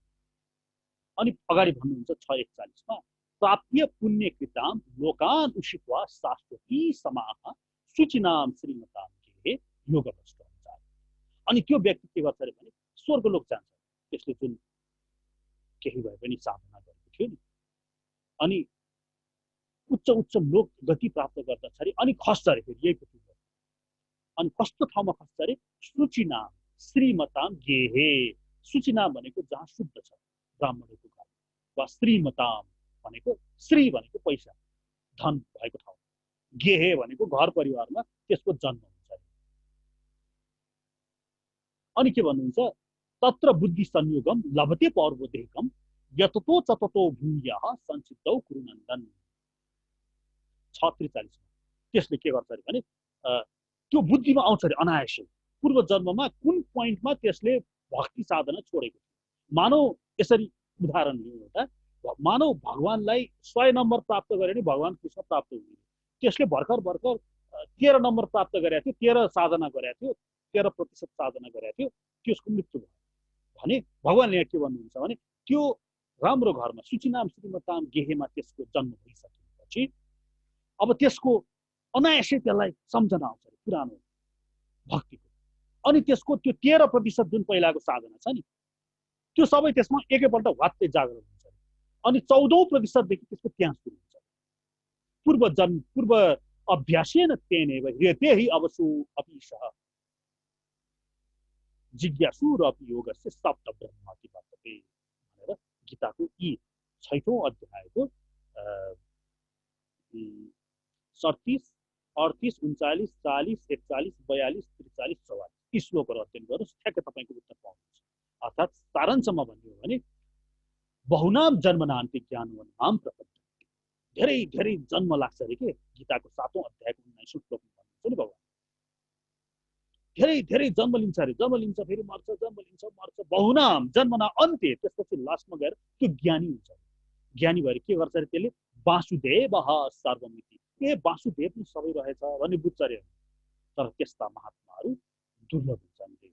तसर्थ हेर्नुहोस् आजकलको जमानामा कोही सन्यासी लिइरहेका छन्, कोही चाहिँ वानप्रस्थमा छन्, कोही गृहस्थमा छन्, अनि गृहस्थमै बसिरहन्छ। अब भनौँ म गृहस्थमा छु, मैले वानप्रस्थ लिन सकिनँ भने अर्को जन्ममा पनि गृहस्थसम्म पुग्छ, फेरि अर्को जन्ममा बिस्तारै बिस्तारै सनै सनै सनै गृहस्थबाट अगाडि बढ्ला अनि सन्यासमा पुग्ला। यसरी श्रीहरिका पुग्दछ। होप यसबाट यहाँको उत्तर प्राप्त गर्नु। हरे कृष्ण, मेरो एउटा प्रश्न थियो गुरुजीलाई। हजुर हजुर भन्नु। यो चाहिँ अब जगद्गुरु भनेको चाहिँ के हो? अब हाम्रो कृपालुजी महाराज चाहिँ जगद्गुरु हुनुहुन्छ कि नै, अथवा कतै कतै चाहिँ उहाँ चाहिँ चैतन्य महाप्रभुजीको पुनर्जन्म हो अथवा इन्कार्नेसन हो भनेर पनि लेखिएको हुन्छ, त्यस्तो हो कि नै? अनि उहाँ हाम्रो यो चारवटा जुन अथेन्टिक सम्प्रदायभित्र पर्नुहुन्छ कि हुन्न? धन्यवाद। हरे कृष्ण। विवादित प्रश्न मलाई सोध्नुभयो, यो अति विवादित प्रश्न छ। जगद्गुरु भनेको जगतका गुरु। मैले बारम्बार सुरुदेखि नै हाम्रो यो भगवत गीताको कक्षामा जगद्गुरुको बारेमा नै तर्क गरिरहेको छु। अथ कलौ अथ चत्वार सम्प्रदायिन अथ कलौ भविष्यन्ति चत्वार सम्प्रदायिन श्री ब्रह्म रुद्र शङ्का वैष्णव पाउन भनेर पद्म पुराणमा स्पष्ट त्यो लेखिएकै छ। चारवटा सम्प्रदाय मूलतः हुनेछन् कलियुगमा। श्री सम्प्रदाय, श्री ब्रह्म रुद्र र शङ्का। श्री सम्प्रदाय, ब्रह्म सम्प्रदाय, रुद्र सम्प्रदाय र शङ्का सम्प्रदाय। र यी सम्प्रदाय भनेको श्री सम्प्रदाय भनेको भगवान श्री हरिबाट लक्ष्मी मातालाई ज्ञान दिने र त्यहाँबाट गुरु शिष्य परम्परा हुँदै आएको सम्प्रदाय। यो श्री सम्प्रदायमा स्वयं अनन्त शेष ताउ भैया भन्छ लक्ष्मण अथवा नित्यानन्द प्रभु अनन्त शेष उहाँ नै आउनुभयो श्री रामानुजाचार्य स्वरूप, र उहाँ आएर आफ्नो विशिष्ट अद्वैत दर्शनले त्यो सम्प्रदायलाई सिंगार्नु भयो। त्यस्तै गरिकन सनत, सनातन, सनन्दन, सनत कुमार यी चार सम्प्रदायलाई भगवान श्री हरिकृष्णबाट दिएर ज्ञान दिएर जुन सम्प्रदाय आयो, यो सम्प्रदायलाई कुमार सम्प्रदाय भनिन्छ। यही सम्प्रदायमा स्वयं भगवान सुदर्शन चक्र महाराज निम्बार्काचार्य स्वरूप आउनुभयो र उहाँले द्वैताद्वैत दर्शनले यो सम्प्रदायको दर्शन सिंगार्नु। त्यस्तै गरिकन त्यसपछि भगवान श्रीकृष्णबाट स्वयं शिवजीलाई ज्ञान दिएर गुरु शिष्य हुँदै सम्प्रदाय आयो। यही सम्प्रदायमा विष्णु स्वामी र वल्लभाचार्य, विष्णु स्वामीले शुद्ध अद्वैत दर्शन पस्किनु भयो, जसलाई पछि वल्लभाचार्य जो स्वयं अग्निदेवका स्वरूप हुनुहुन्छ उहाँले त्यो शुद्ध अद्वैत दर्शनलाई प्रचार गर्नु। भने यहाँ भगवान श्रीकृष्णबाट ब्रह्माजी हुँदै आएको एउटा अर्को सम्प्रदाय छ, त्यसलाई ब्रह्म वैष्णव सम्प्रदाय भनिन्छ। र यो ब्रह्म वैष्णव सम्प्रदायमा स्वयं जगद्गुरु माधवाचार्य र यी माधवाचार्यले द्वैत दर्शन ल्याउनु भयो। यी माधवाचार्य स्वयं वायुदेवको अंश अवतार हुनुहुन्छ र यही माधवाचार्यको गुरु शिष्य परम्परामा नै भगवान श्री चैतन्य महाप्रभु जो राधा कृष्ण भावमा स्वयं भगवान श्री हरि कृष्ण हुनुहुन्छ उहाँको पदार्पण भयो र उहाँबाट अचिन्त्य भेदाभेद दर्शन आयो। अब हेर्नुहोस्, यो भौतिक, यो चाहिँ नि आध्यात्मिक पक्ष सम्प्रदाय। यी चार सम्प्रदाय छन्, यसको शास्त्रमा उल्लेख छ। भने यसको भौतिक पक्ष चाहिँ कस्तो छ भने यो सम्प्रदायमा जगद्गुरु कसले दिन्छ भन्दा एउटा परिषद छ जसलाई काशी विद्वत परिषद भनिन्छ। यो काशी विद्वत परिषद काशीमा छ। यसमा सांख्य, न्याय, वैशेषिक, मीमांसा, योग, वेदान्त यी षड्दर्शनकै ज्ञाताहरू, वेदका सबै 6 अङ्गका विषयमा पारङ्गत भएका ज्ञाताहरूको त्यहाँ मेम्बरसिप र सदस्यता छ। तपाईँ पनि जगद्गुरु बन्न सक्नुहुन्छ, म पनि बन्न सक्छु। यसको लागि के गर्नुपर्छ भने भारतमा भएको काशी परिषद, अहिले त धेरै परिषद भइसक्यो, कलियुग हो, तर सबैभन्दा पुरानो परिषद चाहिँ यही नै हो। यो परिषदमा गएर तपाईले सदस्यता लिएर तपाईले सबै षड्दर्शनका ज्ञाताहरूसँग तपाईले शास्त्रार्थ गर्नुपर्ने हुन्छ। अर्थात् अर्को शब्दमा भन्ने हो भने तपाईले उनीहरूलाई सबै हाम्रा वेदका शास्त्रहरूमा उहाँहरूको मन जित्न सफल हुनुहुन्छ। र त्यो अवस्थामा उनीहरूको सबैको सर्वसम्मतिले तपाईलाई जगतगुरु घोषणा गर्न सकिन्छ। जगतगुरु घोषणा हुने बित्तिकै तपाईलाई दुईटा अधिकार प्राप्त हुन्छ। मूलतः जगतगुरु हुने बित्तिकै एक, तपाईले आफ्नो सम्प्रदाय बनाउन सक्नुहुन्छ। नम्बर 2, तपाईले भाष्य गर्न सक्नुहुन्छ। तपाईले वेदको भाष्य गर्न सक्नुहुन्छ आफ्नै तरिकाले। तपाईले ब्रह्मसूत्रको, उपनिषदको, गीताको आफ्नै भाष्य गर्न सक्ने अधिकार, दुईटा अधिकार पाउनुहुन्छ तपाईले। सबभन्दा पहिला आदि शंकराचार्य जो स्वयं भगवान शिवजीको अवतार हुनुहुन्छ, उहाँले अद्वैत दर्शन तहत उहाँले जगतगुरुको उपाधि यही काशी विद्वत परिषदबाट प्राप्त गर्नुभयो। त्यसपछि रामानुजाचार्य उहाँले पनि काशी विद्वत परिषदबाट नै जगतगुरुको उपाधि पाउनुभयो। निम्बार्काचार्यले पनि काशी विद्वत परिषदबाट नै जगतगुरुको उपाधि पाउनुभयो। र उहाँले आफ्नो छुट्टै सम्प्रदाय त्यतिखेर थियो नै, त्यसैमा आविष्ट हुनुभयो, आफ्नो छुट्टै दर्शन लेखे, उहाँको आफ्नै भाष्य पनि छ हैन। रामानुज भाष्य छ, शंकरा भाष्य छ, निम्बार्की भाष्य छ, वेद उपनिषद पुराणको होइन, वेद उपनिषद मूलमा उहाँहरूले वेद उपनिषद ब्रह्मसूत्रको भाष्य गर्छ।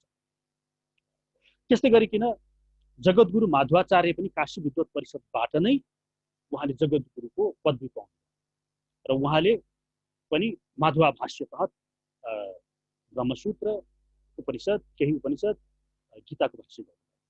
भने जुन वल्लभाचार्य छ उहाँले चाहिँ काशी विद्वत परिषदबाट उहाँले जगतगुरु लिनु भएको होइन। उहाँले त्यतिखेर राजदरबारबाट, राजाको नाम मैले अहिले बिर्सेँ, उहाँबाट उहाँले चाहिँ त्यो सभामा, राजसभामा उहाँले आफ्नो विद्वता प्रदर्शन गर्दाखेरि उहाँलाई जगतगुरुको उपाधि भने। यसरी धेरै वर्ष पहिला अन्तिममा यो जगतगुरु भइसकेपछि धेरै वर्षसम्म कसैले जगतगुरु दिएकै थिएन काशी विद्वत परिषद। तर अहिले कलिकालमा आएर कृपालुजी महाराजलाई पनि जगतगुरुको उपाधि दिइयो काशी विद्वत परिषद। यो दिएको हो, त्यही काशी परिषदले दिएको, जसले रामानुजाचार्य, मध्वाचार्य, निम्बार्काचार्य आदिलाई जगतगुरुको उपाधि दियो। त्यही परिषदले कृपालुजी महाराजलाई पनि जगतगुरुको उपाधि दिएको। तसर्थ उहाँ जगतगुरु त भए। जगतगुरु हुने बित्तिकै उहाँलाई सम्प्रदाय बनाउने अधिकार प्राप्त स्वतः हुन्छ, उहाँलाई भाष्य गर्ने अधिकार भयो। तर कृपालुजी महाराजले के भनिदिनु भयो भने म भाष्य गर्दिनँ, सबै यति धेरै जगतगुरुहरूले भाष्य गरेर मान्छे उसै भ्रमित भइसकेका छन्, कुन भाष्य पढ्ने, मैले फेरि नयाँ भाष्य गर्दिनँ भनेर उहाँले भाष्य गर्नुभयो। साथै उहाँले सम्प्रदाय पनि बनाउनु भयो। अब म कति सम्प्रदाय बनाऊ भनेर उहाँका जति शिष्य छन् कसैलाई पनि उहाँले दीक्षा दिनु भयो भने उहाँलाई, कृपालुजी महाराजलाई उहाँका शिष्यहरूले चैतन्य महाप्रभुको अवतार नै मान्छ। यो सत्य। अब यो चाहिँ नि फ्याक्ट हो, अहिलेसम्म भएको तथ्य। अब साँच्चै उहाँ जगतगुरु हुनुहुन्छ कि हुनुहुन्न भन्ने प्रश्नमा अब तपाईँ आफै विचार गर्नुहोस्। दिएको त काशी विद्वत परिषदले नै हो, तर हामी शास्त्रीय रूपले हेर्दाखेरि फेरि गुरु हुनुपर्छ भन्ने मान्छौँ, गुरु शिष्य परम्परामा हुनु पर्यो भन्ने मान्छौँ। अब कृपालजी महाराजलाई नै प्रश्न गरियो भने उहाँले के भन्नुभयो भने गुरु शिष्य परम्परामा म चैतन्य महाप्रभुलाई नै गुरु मान्छु भनेर उहाँले त्यस्तो किसिमको उहाँको प्रत्येक प्रवचनहरूमा त्यस्तो भान आउँछ। त्यसर्थ उहाँले गुरु पक्कै पनि चैतन्य महाप्रभुलाई नै मानेको हुनुपर्छ। तर फेरि हाम्रो यो ऋत्विक भन्छ नि, गुरु जिउँदै गुरुसँग लिएको हुनुपर्छ भन्ने फेरि अर्को एउटा बहस गर्ने वर्ग पनि छ। अब कृपालजी महाराज 500 वर्ष अगाडिको चैतन्य महाप्रभु जिउँदै छैन कि त चैतन्य महाप्रभुको शिष्यबाट लिएको हुनु पर्यो भनेर चाहिँ उहाँलाई कृपालजी महाराजको होइन भन्ने पनि एउटा मत छ। अब तपाईँले कसरी बहस गर्नुहुन्छ? अब यो सबै छोडिदिउँ। हेर्नुहोस्, म चाहिँ मेरो व्यक्तिगत कुरा, अब व्यक्तिगत कुरा, मेरो व्यक्तिगत कुरा गर्दाखेरि कृपालजी महाराजले भक्तिमय सृजना गर्नुभएको। उहाँले त्यत्रो वृन्दावनमा त्यत्रो मन्दिरहरूको निर्माण गर्नुभएको छ, कीर्ति मन्दिर बर्सानामा त्यत्रो ठुलो निर्माण गर्नुभएको छ, हजारौँ मान्छेहरूलाई भगवान श्रीहरिको पथमा डोर्याउनु भयो। र भगवान श्रीकृष्णले के भन्नुहुन्छ भने भक्तैर भक्त जनप्रिय भन्नुहुन्छ, मेरो भक्तलाई जसले सम्मान गर्दछ त्यो मेरो लागि प्रिय हुन्छ। हाम्रो वैष्णव 10वटा नाम अपराधहरू छ। प्रथम नाम अपराध सता निन्दा नाम परम अपराधम, जसले वैष्णवको निन्दा गर्छ त्यो भक्तिमा कहिले पनि अगाडि जान सक्दैन। तसर्थ कृपालुजी महाराज भगवान श्री हरि कृष्णका परम भक्त हुनुहुन्छ। चाहे उहाँ जुनसुकै ब्याकग्राउन्डबाट, तपाईँलाई ब्याकग्राउन्ड सुनाइदिए, तपाईँ आफै मनन गर्नु, त्यसमा म कमेन्ट गर्न चाहन्न। तर उहाँ वैष्णव भनेको यो चिन्दन लगाएर वैष्णव हुने हो र छाती च्यातेर हेर्दाखेरि विष्णु र विष्णु तत्त्वको भक्ति त्यसको छातीमा छ भने त्यो सबै वैष्णव, त्यो उहाँ पक्कै पनि हामीभन्दा धेरै ठुला वैष्णव हुनुहुन्छ। तसर्थ म चाहिँ व्यक्तिगत रूपमा उहाँको सम्मान गर्छु। अब अन्य मतान्तरहरू यहाँको छ भने यो यहाँको हुनसक्छ। र हाम्रो शास्त्रले के भनेको छ भने सजातीय स्थितो अनिन्दो महत्त्व, आफू चाहिँ फेरि यसमा रहनु, सबैको सम्मान गर्नु, आफू कहाँ रहनु, सजातीय। सजातीय भनेको आफ्नै जातमा। तपाईँ रामचन्द्रको भक्त हुनुहुन्छ भने रामचन्द्रका भक्तहरूको बिचमै रमण गर्नुहोस् भन्छ, शास्त्रले नै भन्छ। अन्य सबैलाई चाहिँ नि तपाईँले सम्मान गर्नुहोस्। जातीय स्निग्ध हो रे, जो शान्त छ। महत्तरो भनेको जो भजनानन्दी छ, जसले भजन गर्छ। र अनिन्दो, जसले निन्दा गर्दैन, कसैको पनि कुनै सम्प्रदायको निन्दा गर्दैन। यस्ता 4 गुण भएको भन्दाखेरि म सजातीय भनेपछि म अन्तर्राष्ट्रिय कृष्ण भावना भावित सङ्घबाट पर्दछु म।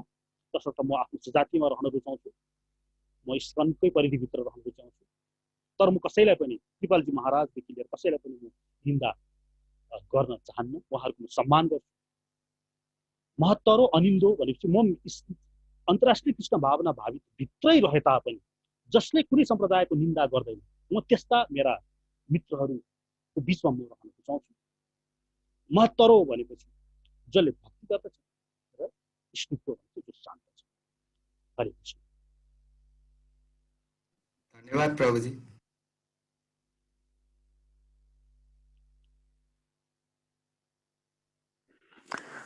हरे कृष्ण प्रभुजी, दण्डवत प्रणाम। हजुर, हरे कृष्ण। प्रभुजी, मैले कतै सुनेको थिएँ होइन, भक्ति चाहिँ ब्रह्मभूत अवस्थामा प्रकट हुन्छन् भनेर। अनि यो ब्रह्मभूत अवस्था भनेको के हो? ब्रह्मभूत अवस्था भनेको गीताको, मैले माइक अफ गरेँ,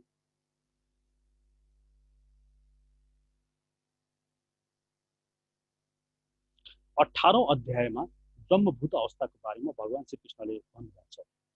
बुद्धया विशुद्धया युक्तो धृत्यात्मान नियमित शब्दादि विषयास्त्वा रागदेशो वेदश्च च विविक्तस्य वै लघुवासी यद्वाक्काय मानस ध्यान योग परो नित्यं वैराग्यं समुपास्थितः अहंकारं बलं दर्पं कामं क्रोधं विमुच्य निर्ममः शांतो ब्रह्मभूयाय कल्पते। ब्रह्मभूतः प्रसन्नात्मा न शोचति न कांक्षति समः सर्वेषु भूतेषु मद्भक्तिं लभते परा। गीता 18औं अध्यायको 51, 52, 53 र 54 यो 4वटा श्लोकहरूले ब्रह्मभूत अवस्थालाई परिभाषित गरेको छ। 18-51 ले भन्छन् भगवानले बुद्धया विशुद्धया युक्तो धृत्यात्मानं नियमित शब्दादि विषयास्त्वा रागदेशो वेदश्च, जसले आफ्नो राग देशलाई कन्ट्रोल गर्दै, नियन्त्रण गर्दै एकान्तवासी रहने, आफ्नो बुद्धिको प्रयोग गरेर, आफ्नो नियम कानुनमा बसेर, आफ्नो शब्द, आफ्नो मन वचन र कर्मले भगवान श्रीहरिमा लगाएर विविक्त सेवी लघु आशी, जो आफ्नो भोजनमा जसले नियन्त्रण गरेर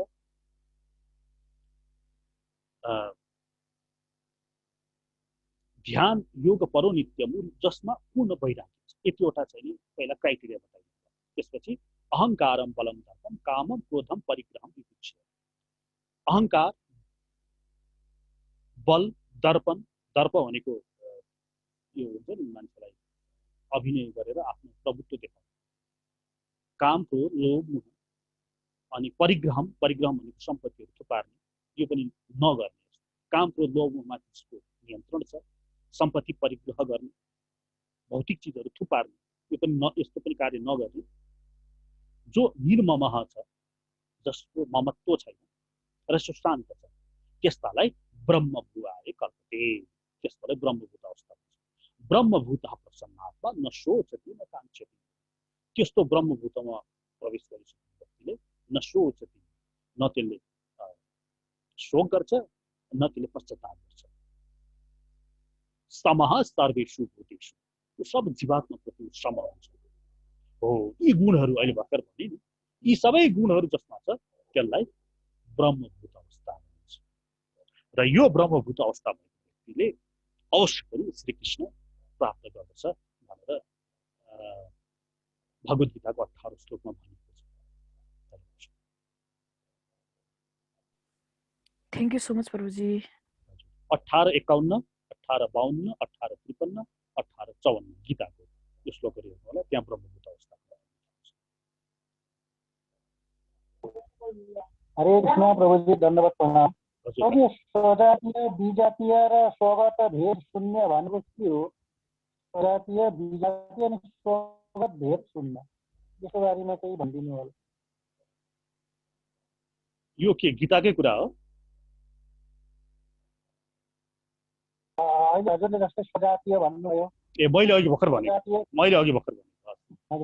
स्वजातीय, हजुर, हस्, नत्र पनि यसरी स्वजातीय पनि हुन्छ, विजातीय पनि हुन्छ। हस्, हजुर।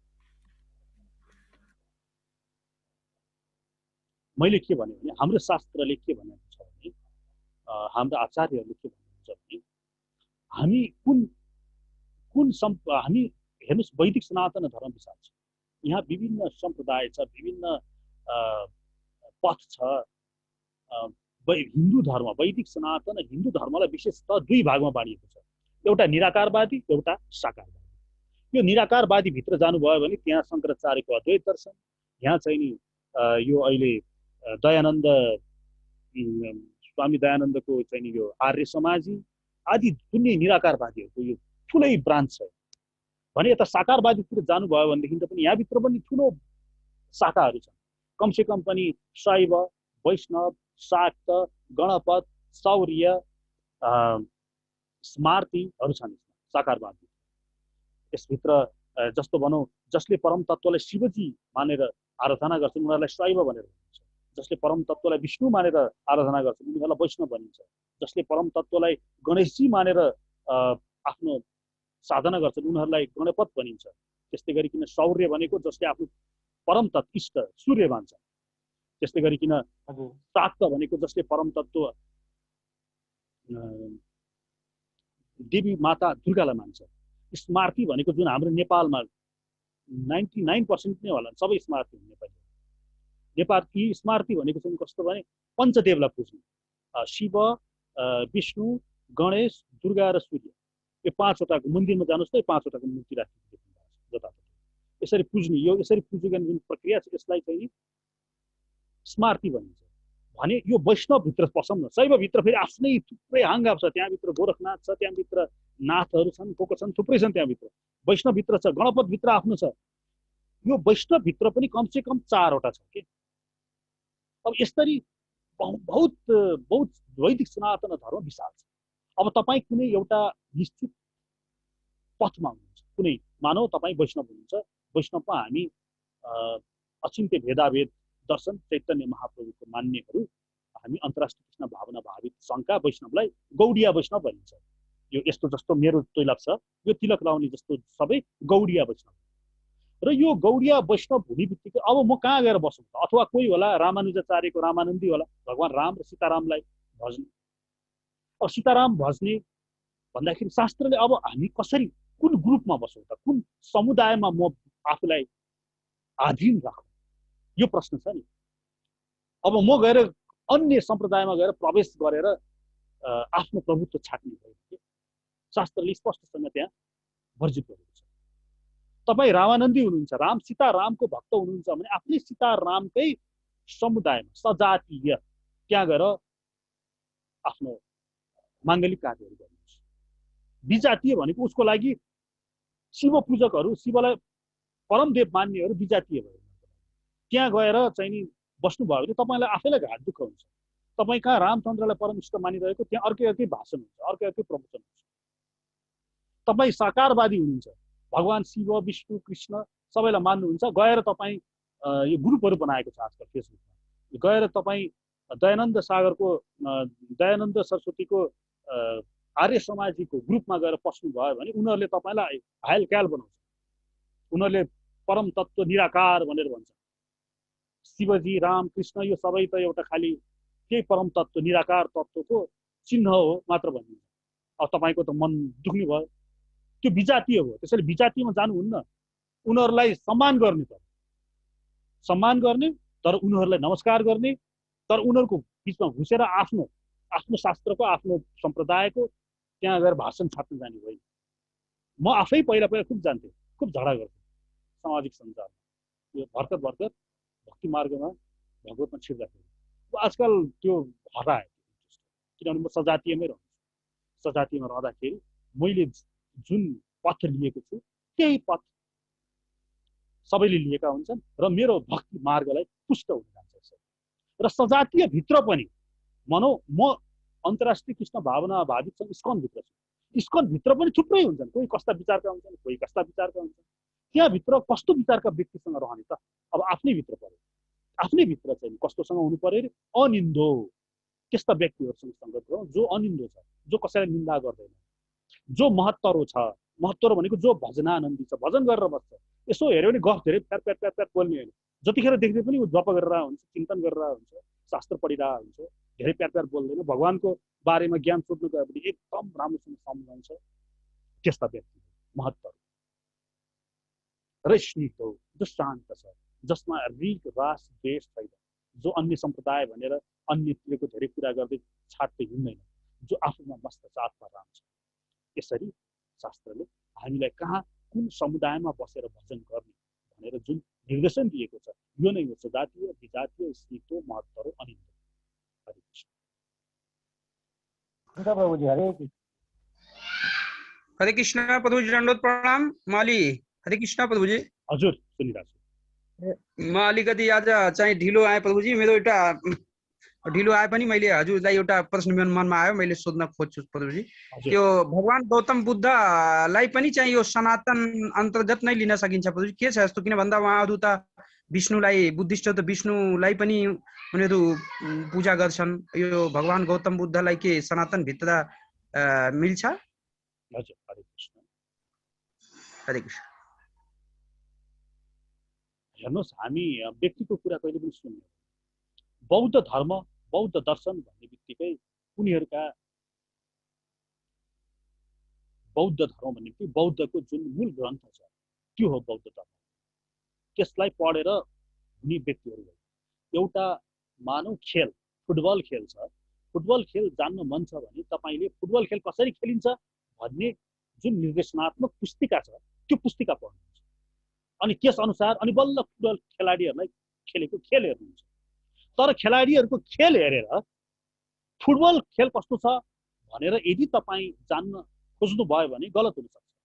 कुनै कुनै खेलाडीले फुटबललाई हातैमा लिएर दौडिदियो भने तपाईँले के बुझ्नुहुन्छ भने ओहो फुटबल खेलमा त हातमा लिएर बल दगुर्न पाइँदो रहेछ भनेर बुझ्नुहुन्छ। तर त्यसो होइन, त्यसले त फल गरिरहेछ। त्यस्तै गरी बौद्ध दर्शन भनेको बौद्ध ग्रन्थ हो र त्यस ग्रन्थ अन्तर्गत खेल्ने यी भिक्षुहरू जति पनि छन् यिनीहरू सबै खेलाडीहरू।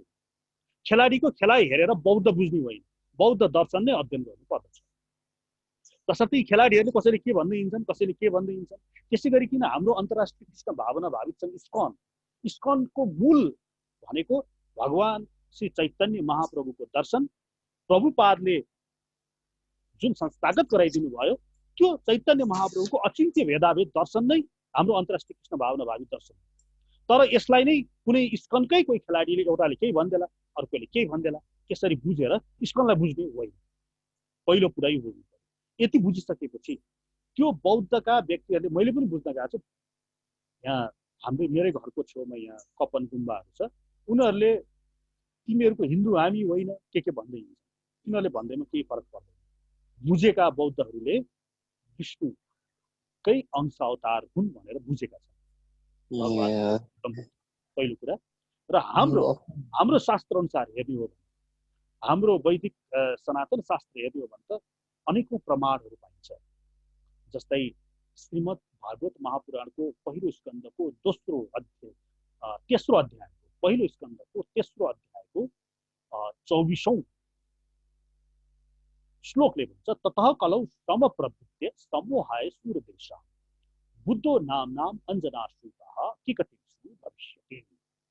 अर्थात तथा कलौ श्रम प्रवृत्ति, कलियुगको सुरुवातमा समोहाय सूरदेश ती विभिन्न दुष्टहरूलाई सम्मोहित गर्नको लागि बुद्धो बुद्ध नाम लिएर अंजनाश्रुतः, अंजना माता अंजनाको गर्भबाट छोरा भएर किकटेश प्रदेशमा भविष्यमा आउँदैछन् बुद्ध भनेर लेखिन्छ। यस्तै प्रमाणहरू थुप्रै ठाउँमा पाइन्छ।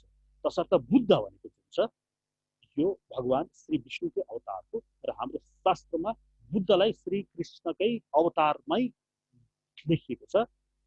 श्रीमद् भागवतमा 24 अवतार अन्तर्गत बुद्धलाई पनि स्पष्ट दर्शाइएको छ। तसर्थ भगवान गौतम बुद्ध भगवान श्री कृष्णकै अवतार नै हुनुहुन्छ। अब जुन गौतम बुद्ध छन् नि हाम्रो यो काश्यप हाम्रो अहिले अन्तिम गौतम बुद्ध, उनका माता त मायावती थिइन्। तर हाम्रो शास्त्रले के भन्छ, अंजनाश्रुतः, अंजनाको पुत्र, आमाको नाम त अंजना भनिदियो, फेरि किकटेश प्रदेश भनिदियो। यो त कहाँ कपिल वस्तुमा जन्म लिएका छन्। तसर्थ जुन शास्त्रले गौतम बुद्धको बारेमा कुरा गरेका छन् कि अर्कै कोही गौतम बुद्ध हुनुपर्छ जो कलियुगको सुरुवातमा, र यी गौतम बुद्ध जुन शाक्य मुनि सिद्धार्थ गौतम बुद्ध जुन भए, उहाँ पक्कै पनि भगवान विष्णुकै अंश अवतार होलान्, जसले त्यो मूल गौतम बुद्धकै अनुसरण गर्दै यस लोकमा आउनु। अर्थात् कसरी बुझ्न सकिन्छ भने बौद्ध शास्त्र अनुसार नै हेर्ने हो भने 20 भन्दा बढी बुद्धहरू भइसकेका छन्। र जुन श्रीमद् भागवतमा बुद्धको बारेमा चर्चा गरियो त्यो चाहिँ नि कलियुगको सुरुवातमा आएका माता अंजनाको गर्भबाट किकटेशु प्रदेश। अब यहाँसम्म हेर्दाखेरि, शास्त्रबाट हेर्दाखेरि बुद्ध हाम्रै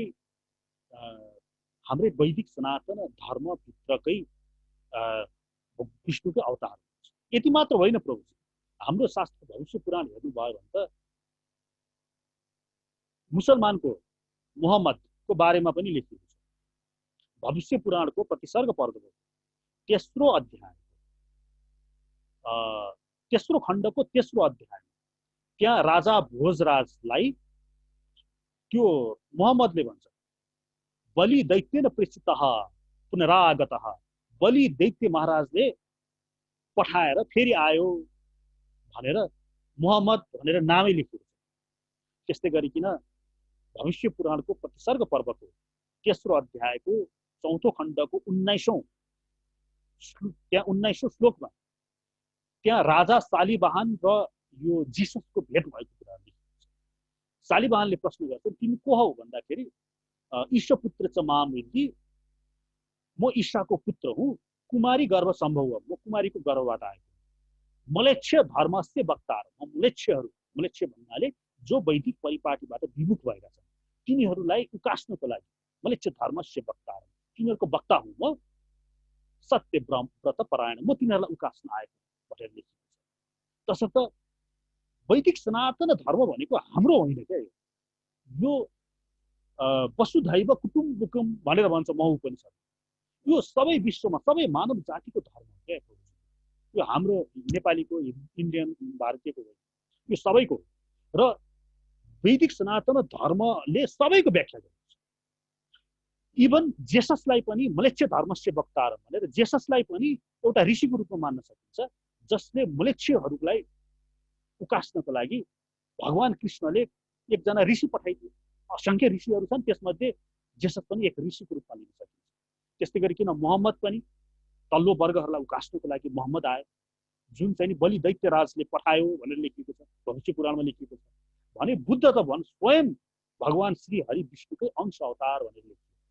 तर अब यहाँ आए प्रश्न, हामीले बुद्धको त्यसो मान्ने कि फलो गर्ने कि नगर्ने भन्दा हाम्रो एउटा स्पष्ट नीति छ। यदि वेद प्रणहितो धर्म हि अधर्म विपर्यय, वेदको अनुरूप छ भने त्यसलाई धर्म मान्ने, त्यसको अपोजिट छ भने स्वयं भगवान कृष्ण नै यहाँ अगाडि आएर भन्दै पनि हामी मान्दैनौँ।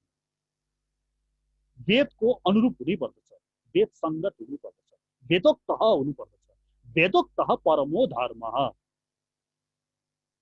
जुन बौद्ध दर्शन छ, बौद्ध दर्शनमा तल्लो तल्लो जुन मानवताका कुराहरू छन्, पञ्चशीलका कुराहरू छन्, हिंसा नगर, हत्या नगर, चोरी नगर, व्यभिचार नगर, नशा नखाऊ, नशपान नगर, यी पञ्चशील, अष्टशील, दशशील, यीहरू हामी स्वीकार गर्छौँ।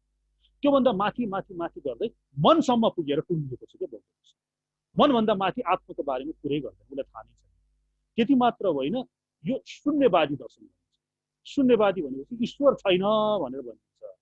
त्यहाँ पुगेपछि हामी त्यसलाई अस्वीकार गर्छौँ, किनभने वेद विरुद्ध गयो। त्यहाँसम्म मान्छौँ। जब ईश्वर छैन भन्ने कुरा आउँछ त्यसपछि त्यो दर्शनलाई हामी स्वीकार गर्दैनौँ। तसर्थ यहाँ सारांशमा भन्दाखेरि हामी बौद्ध दर्शनका भगवान गौतम बुद्धलाई नमस्कार गर्छौँ।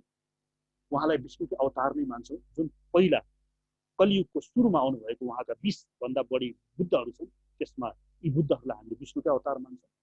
तर उहाँहरूको दर्शन हामी त्यो लेभलसम्म मान्छौँ जहाँसम्म पञ्चशील, अष्टशील, दशशीलसम्म मान्छौँ। ईश्वर छैन भन्ने कुरा चाहिँ हामी मान्दैनौँ। भने मोहम्मद जेससहरूलाई पनि हामी नमस्कार गर्छौँ, किनभने उहाँ हाम्रो लागि होइन, ती म्लेच्छहरूलाई उकास्नुको लागि जेसस आउनुभयो। म्लेच्छ भनेको जो वेददेखि बाहिर गयो, अमेरिकन यिनीहरू को छन्, जो वेददेखि बाहिर गयो सबै म्लेच्छ, यिनीहरूलाई उकास्नुको लागि जेसस आए, उहाँलाई पनि नमस्कार गर्छौँ। र तमोगुणमा लिप्त भएका व्यक्तिहरूलाई उकास्नुको लागि मोहम्मद आए, जुन बलि महाराजले पठाए, उनलाई पनि हामी नमस्कार गर्छौँ। तर हाम्रो धर्मलाई गाली गर्ने, हाम्रो देवी देवतालाई शैतान भन्ने यी आजकलका पास्टरहरू जुन छन् नि, यिनीहरूलाई चाहिँ हामी मुहतोड जवाब दिन्छौँ। यिनीहरूलाई हामी ब्राह्मण हौँ भने तर्कद्वारा परास्त गर्दैछौँ। हामी क्षत्रिय हौँ भने यिनीहरूलाई भौतिक शक्तिद्वारा पनि परास्त गर्न पछि हट्दैनौँ। हामी वैश्य हौँ भनेदेखि त हाम्रो हामी छल कपट जे प्रयोग गरेर भए पनि परास्त गरिदिन्छौँ। र हामी शूद्र हौँ भनेदेखि त ब्राह्मण क्षेत्रीय वैश्यलाई सहयोग गरेर यी हाम्रो धर्ममाथि आक्रमण गर्ने, यिनीहरूलाई परास्त गर्न हामी पछि पर्दैन। हरे कृष्ण।